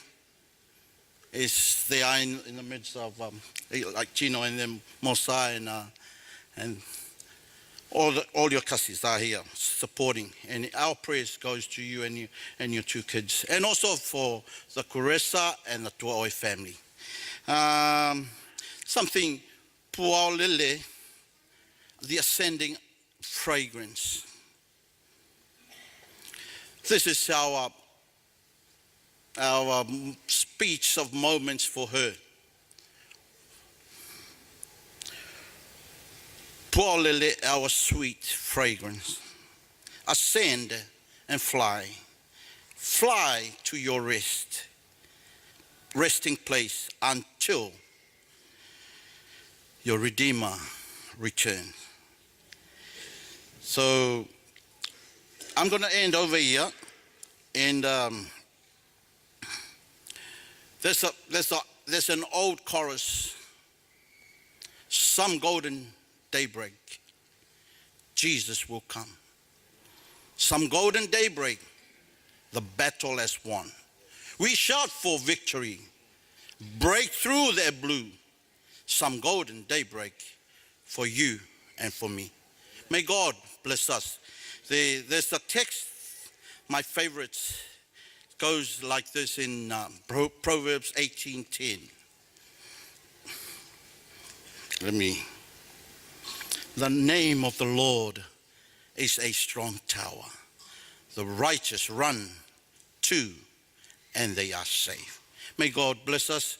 And I'm going to invite our group. They're not. Yeah, they're going to sing over there. But each time, no.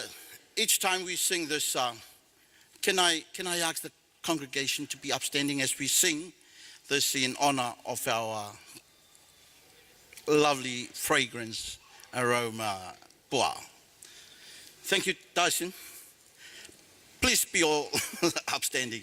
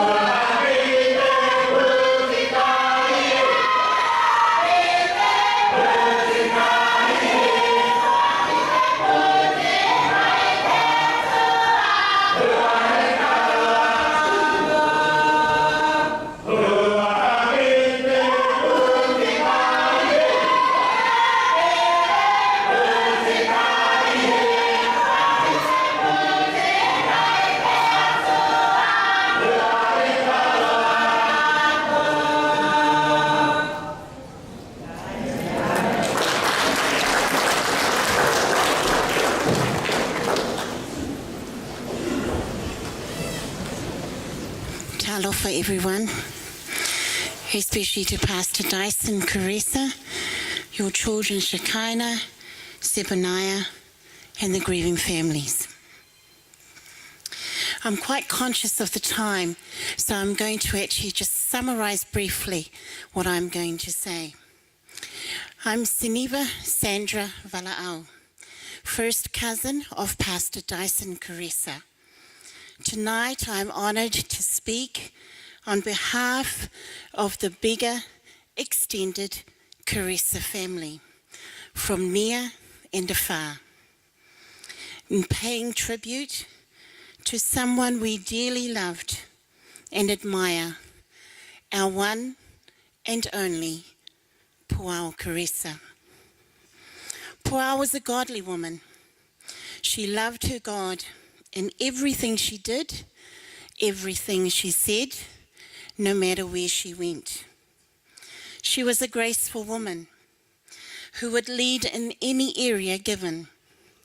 She was always receiving and greeting anyone with her beautiful smile, her big bear hugs, and always encouraging others.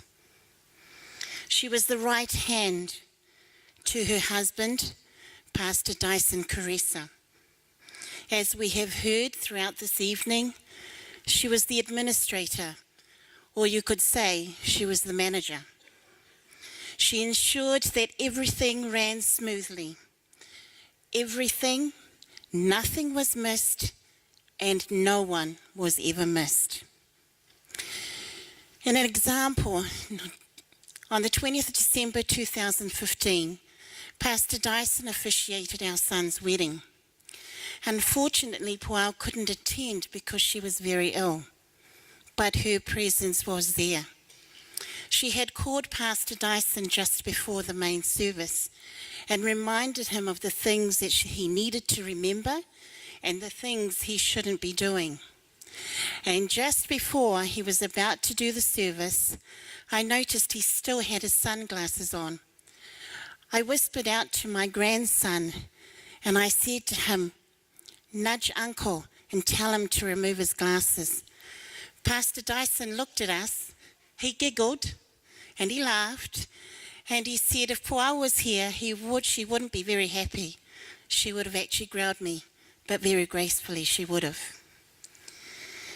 Puao was a wonderful wife and mother who loved her family dearly and dedicated her time to them all in areas. Her children and her husband were the centre of her life. A few years ago in 2008, we held our first Caressa reunion here in Auckland. She was introduced to the big Caressa family. Here, she was welcomed, she was embraced with the Caressa love.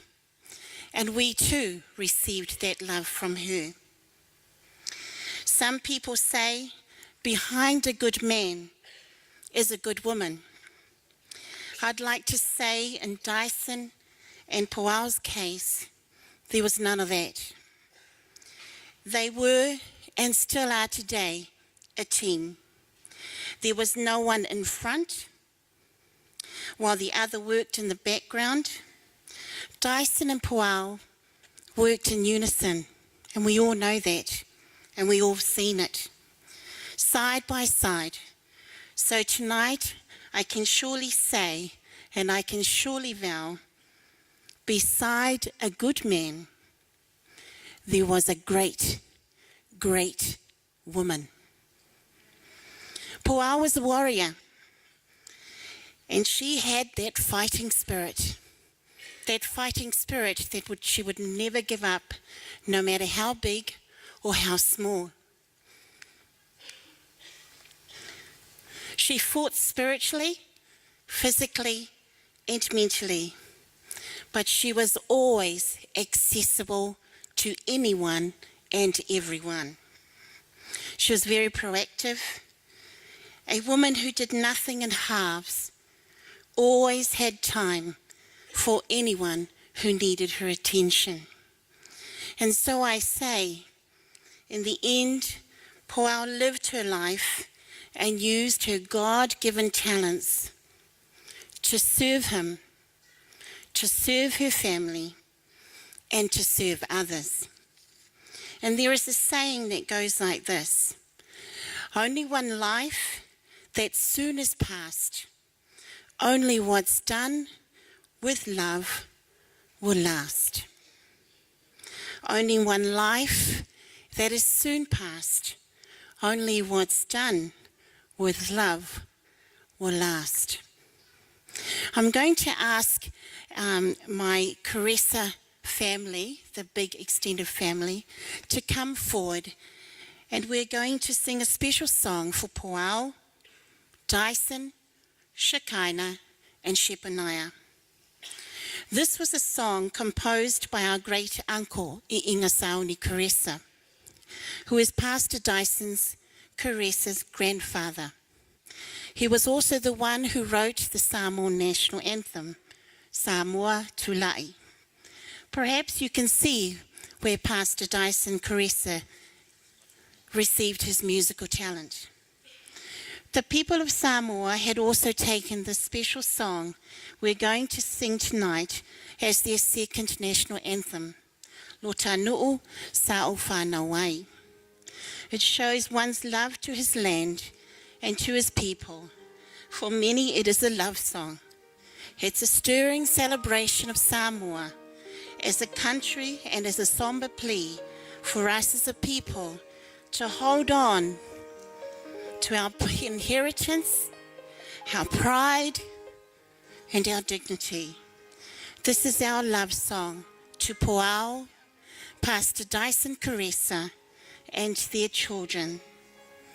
So long, our loved one. So long till we see you again on that bright, glorious morning when he will come to take us home. Te sang beautiful thing to say goodbye until we meet again.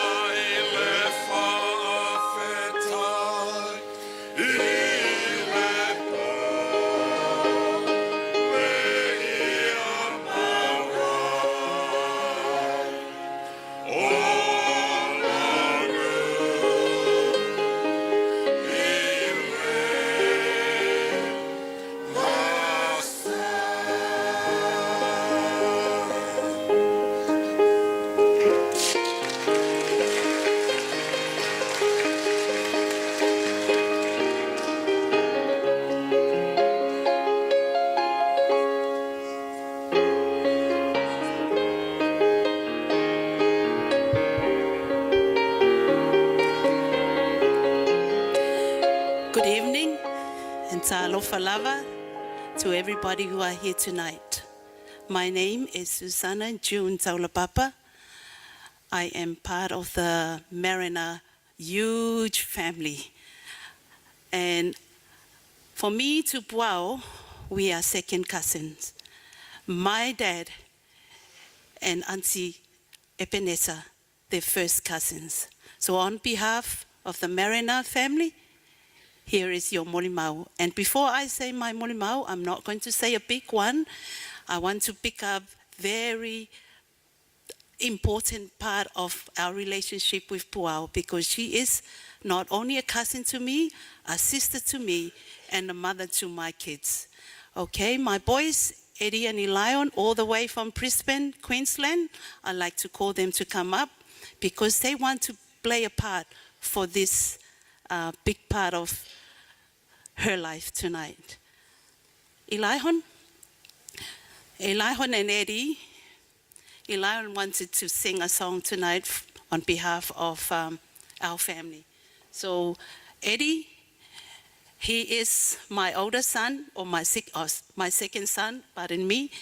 Puao used to look after Eddie when he was a baby. Every weekend, Puao always loved to have Eddie in her family. And that's how important Puao in our life. Because she's a kind, loving, sweet, you can name. It's all in a big, huge package, the life of Puao. So later on, Eddie, we're going to play you a special song. But Elion and the two cousins are coming to sing a song first. I faced a mountain that I've never faced before. That's why I'm calling on the Lord. I know it's been a while, but Lord, please hear my prayer. I need you, Lord, like I never have before. Sometimes it takes a mountain. Sometimes the trouble seems. Sometimes it takes a desert to get a hold of me. Your love is so much stronger than whatever troubles me. Sometimes it takes a mountain to trust you and believe. Forgive me, Jesus, I thought I could control whatever life would throw my way. But this, I will admit, has brought me to my knees. I need you, Lord, and I'm not ashamed to say, oh, sometimes it takes a mountain. Sometimes the trouble seems. Sometimes it takes a desert to get a hold of me. Your love is so much stronger than whatever troubles me. Sometimes it takes a mountain to trust you and believe. Sometimes it takes a mountain. Sometimes the trouble seems. Sometimes it takes a desert to get a hold of me. Your love is so much stronger than whatever troubles me. Sometimes it takes a mountain to trust you and believe.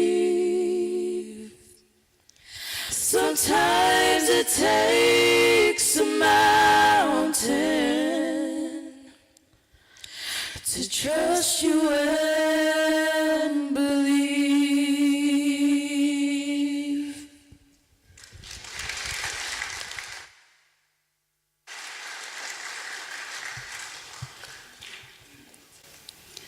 My relationship with my cousin Puao is very close. She is a godly woman, like everybody else said. She's a prayerful woman. She's a great advisor. She loved the children. When she was down in Wellington as a teacher, and she had the opportunity to tell a story in front of the church. Before Puao came to the front to tell the story, the children just love running because they know that Puao is telling a story. She's like a beautiful, like what my uncle was just saying just before. She's a very smelly, beautiful flower that all the birds can come and smell it. And that's how close I am to her. I moved to Australia, and Puao never get out of my heart and my mind, because she played a big part for me and a big part for my boy Eddie. I always dress up well because of Puao. Puao loves to dress up anybody that come to her home. My dad came to visit them 1988 or 1987, I remember. She always tried to think of something good that she, to do with my dad. And my sister Luafale came over. When she looked, she always made sure that Luafale dressed up really beautiful. And even myself, she saved all her beautiful clothes because she wants to pass it on to me. And tonight, I'm wearing something that I kept for more than 15 years since I know Puao. And I praise God for the life of my sister Puao in that holy city, as Eddie is going to play that New Jerusalem, where I will see my sister here, will rise up again. And I will say, Puao, I miss you so much. And thank you so much, Puao, even though I didn't say any words to you. But towards the end of last month, November, she messaged me on Facebook because she saw my son, or her son Eddie, play a beautiful music.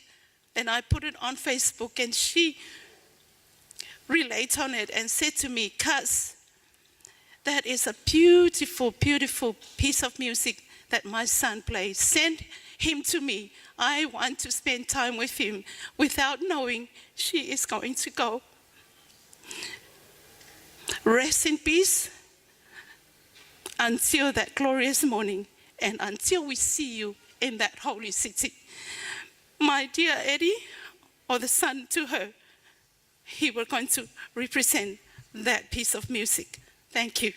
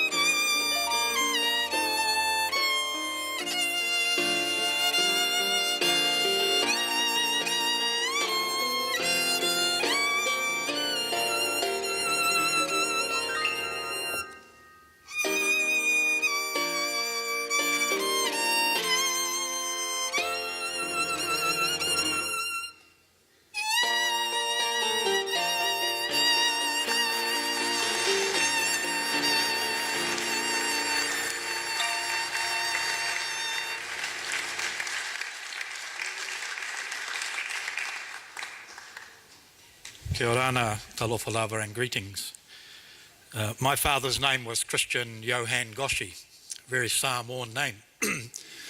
And he's the older brother of my uncle Afoa, which makes Puao my first cousin. My dad died in 2002, he'd be 90 now, and as we were growing up in New Zealand, all of our cousins were the same age, or we thought anyway, all of our cousins were the same age as my dad. And we called them auntie and uncle as a result.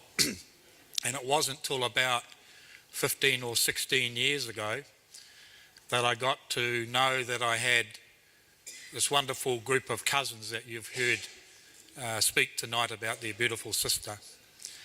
So I'm here representing the Goshi family to bring love and greetings from my brothers and sisters and my mother to my beautiful family. Like most families now, they're spread all around the world, and so I'm the sole South Aucklander left here to represent. We grew up here in Papatauitai, so it's a special place. I really only got to know Puao in the times of her illness. It's very strange when you only get to know about your family and get to meet them in the way we have over the second part of your life. And I only wish I had got to know her a great deal better because the times that we did spend together, she wasn't well, but her love and her heart shone through. I just want to say a special word to Dyson. You and I share a common experience, one that husbands and wives shouldn't have to go through, and that's to see the one that we love become ill and be taken away from us as Puao has been taken away from you. Luckily for me, my wife is still with us, but she's much diminished from the person that she was back in the day.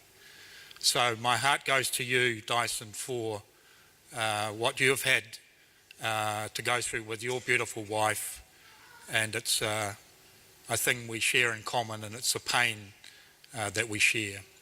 So I go back to the beginning of the service and just say that as a family, we share the pain, we share the grief, but we share the love for this beautiful woman. And may she rest, and that we will see her again. Go in peace, my cousin. I love you.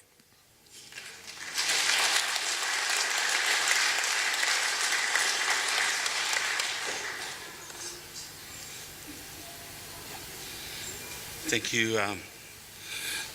you, Mark. Thank you, everyone, for your kind words. I'm very conscious of the time, and in our grief, sometimes the time escapes us, and we do apologize. And thank you for just coming and sharing this evening. I know that there are many others that would like to share a little reflection of your connection with Puao Lele. But I want to let you know that it was Puao that actually had thought through if anything should happen to her. And in a typical manner of my little sister, she decided that I don't want my burial to be the next day. And so she requested that if anything should happen, have my family service, have a break, because she wanted her family to be fresh for when she would be laid to rest. And so as we bring this evening to a close, I want to share with you that my sister's final resting or service will be held right here on Thursday morning at 10 a.m. And we would invite you to come and share in that final service. You'll get to hear a few more testimonies, and we are glad that some of the family are going to be able to share the word and bring comfort to all of us as we bring it to a wrap. At the conclusion of this, one of Puao's favorite hymns, the family has decided that we are going to open her coffin, and we're going to allow the extended family and friends for you sometime to come and pay your respects. It won't be open again once it's closed here, just for the family. Tomorrow it will be, but on Thursday it will be closed. So please, you are more than welcome to come and have a viewing. But we do ask that you heed the request of the family that no photos be taken, and that you just take that moment to reflect on how God has blessed her life. So I'm going to invite the singers to come up, and church family, friends, wherever you've come from, to share in this evening. Pua was a lover of God. She knew her purpose in life. She wasn't perfect. She knew that too. But she certainly knew that her name was written in the book of life. Why? Because Jesus said so. And who are we to doubt that? And Jesus said so. So stand with us and sing Jesus' story for us, an extension of her story. Lift your voices.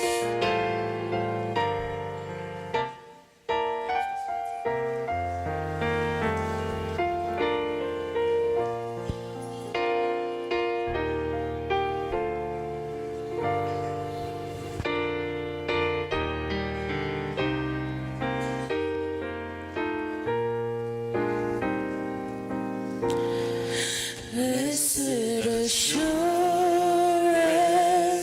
Jesus is mine. Oh, what a foretaste of glory divine. Heir of salvation, purchase of God, born of His Spirit, washed in His blood. Sing, church. This is my story. This is my song, praising my Savior all the day long. This is my story. This is my song, praising my Savior all the day long. Ladies, please. Mission, perfect delight, visions of rapture now burst on my sight.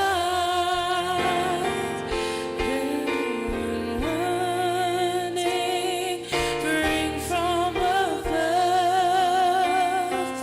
echoes of mercy, whispers of love. Sing with church. This is my story. This is my song, praising my Savior all the day long. This is my story. This is my song, praising my Savior all the day long.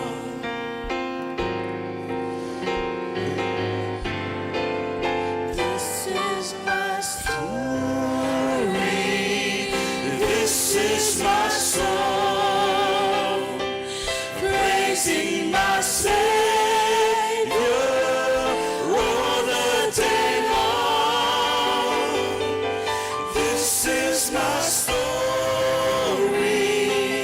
This is my song, praising my Savior all the day long. Just your voices, church. This is my story. This is my song. Praising my Savior all the day long. This is my story. This is my song. Praising my Savior all the day long.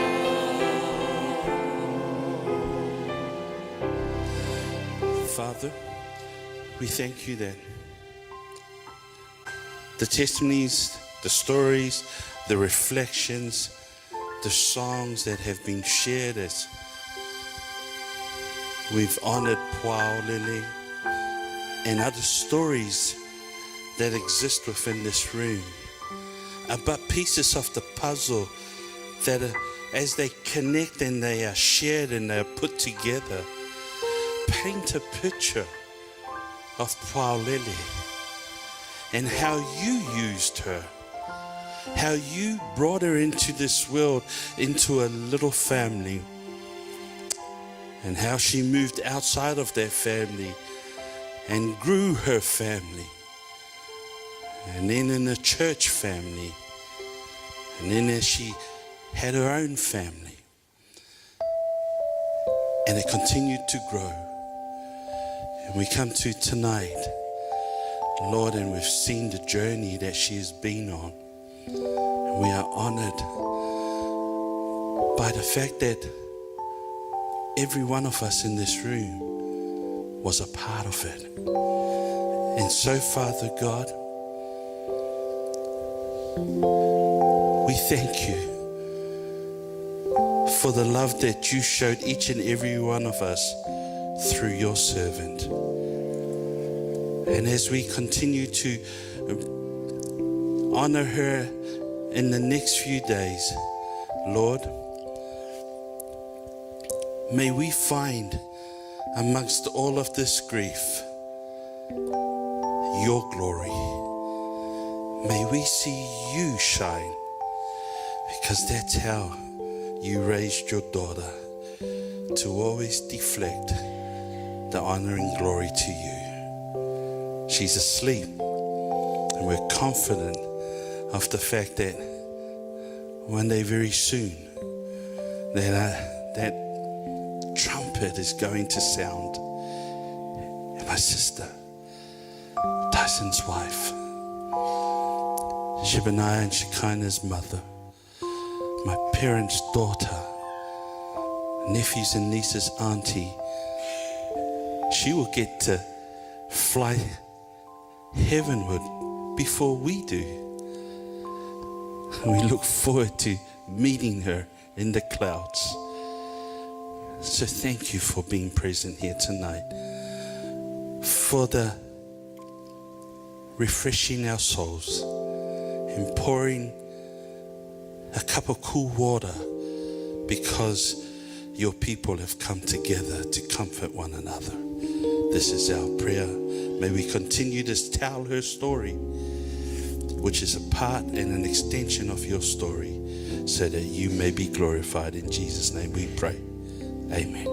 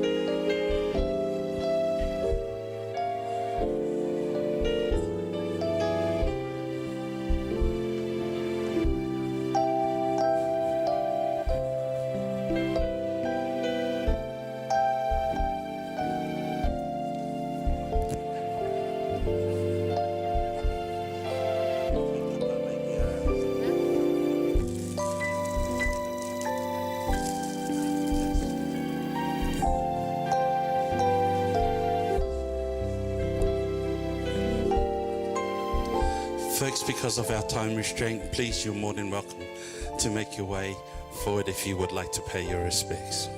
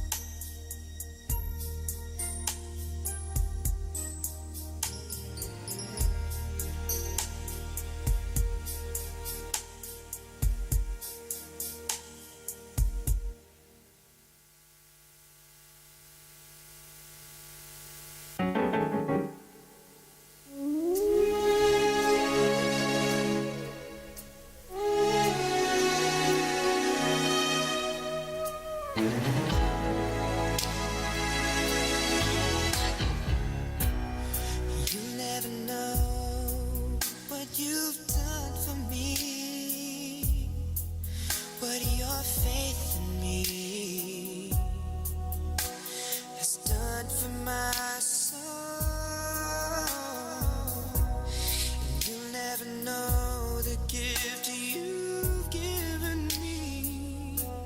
I'll carry it with me. Yeah, yeah. Through the days ahead, I'll think of days before. You made me hope for something better. It made me reach for something more. You taught me to run. You taught me to fly. Help me to free the me inside. Help me hear the music of my heart. Help me hear the music of my heart. You open my eyes. You open the door to something I've never known before. And your love is the music of my heart. Music of my heart. You were the one, always on my side. Always on my side. Always standing by. Always standing by. Seeing me through. You were the song that always made me sing. I'm singing this for you.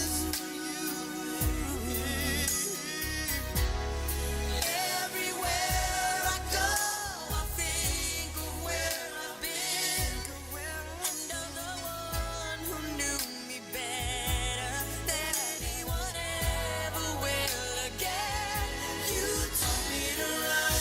You taught me to fly. Help me to free the me inside. Help me hear the music of my heart.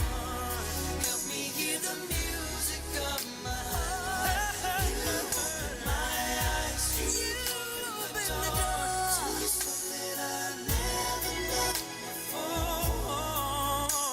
And your love is the music of my heart. What you taught me, only your love could ever teach me. You got through when no one could reach me before. 'Cause you always saw in me all the best that I could be. It was you who set me free. You taught me to run. You taught me to fly. Help me to free the me inside. Help me hear the music of my heart. Help me hear the music of my heart. You taught me to run. You taught me to fly. Help me to free the me inside. Help me hear the music of my heart.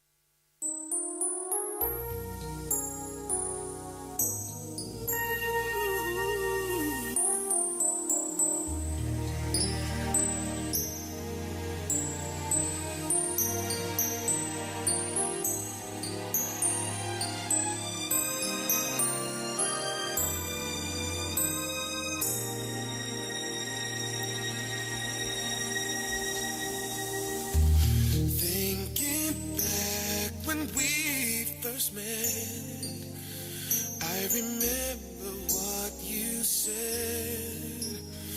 You said you never leave me. Yeah. I let go of your hand, built my castle in the sand, but I'm reaching out again, and I'm not letting go till you hold me, mold me. Sometimes I feel so all alone. See, I gotta find my way back home, so why don't you shape me, make me, wash me whiter than the snow. I gotta find my way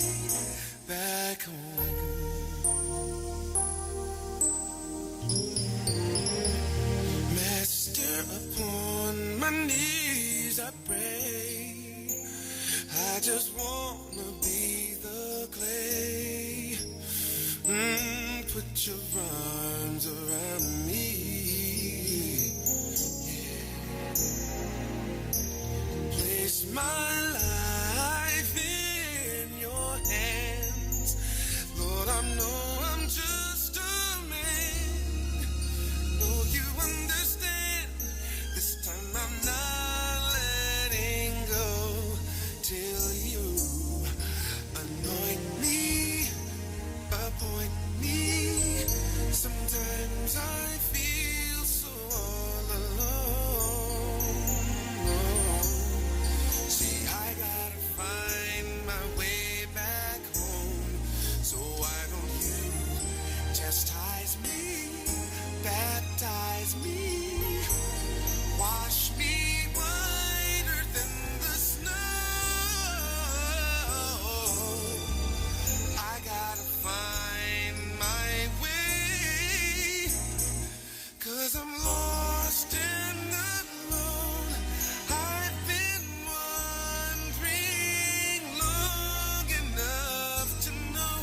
Humbly I search for you, and I'm not gonna rest till you choose me, use me.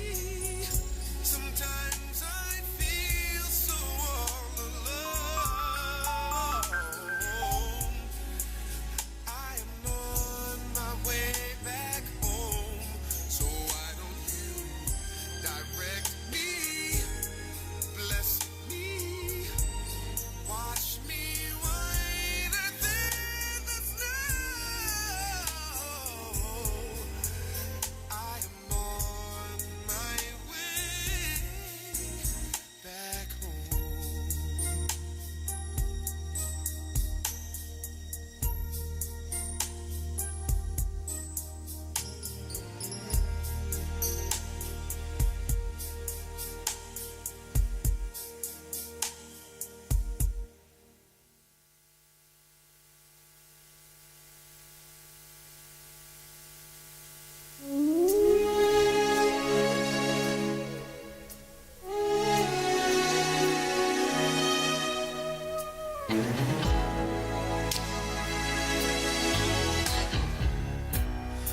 You never know what you've done for me, what your faith in me has done for my soul. And you never know the gift you've given me. I'll carry it with me. Yeah, yeah. Through the days ahead, I'll think of days before. You made me hope for something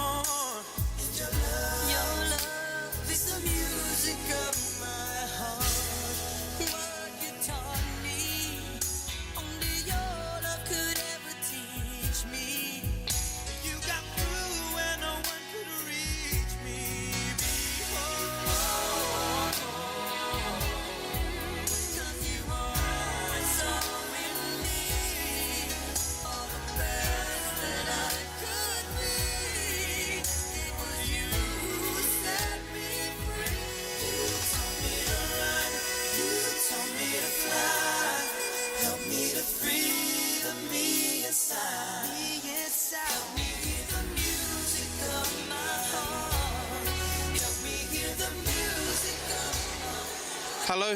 Hello? Can you guys hear me? Church, can you hear me? Hi guys, thank you so much. I know everyone wants to mix and mingle, but we'd like to take Pau out now. So could we just clear some space down the aisle? And if possible, could we just maybe just have a bit of quiet, please, while we take Pau out? So can one of us, Lupe, can we just somebody make sure that the foyer area is clear so we can take Pau out now to the hearse?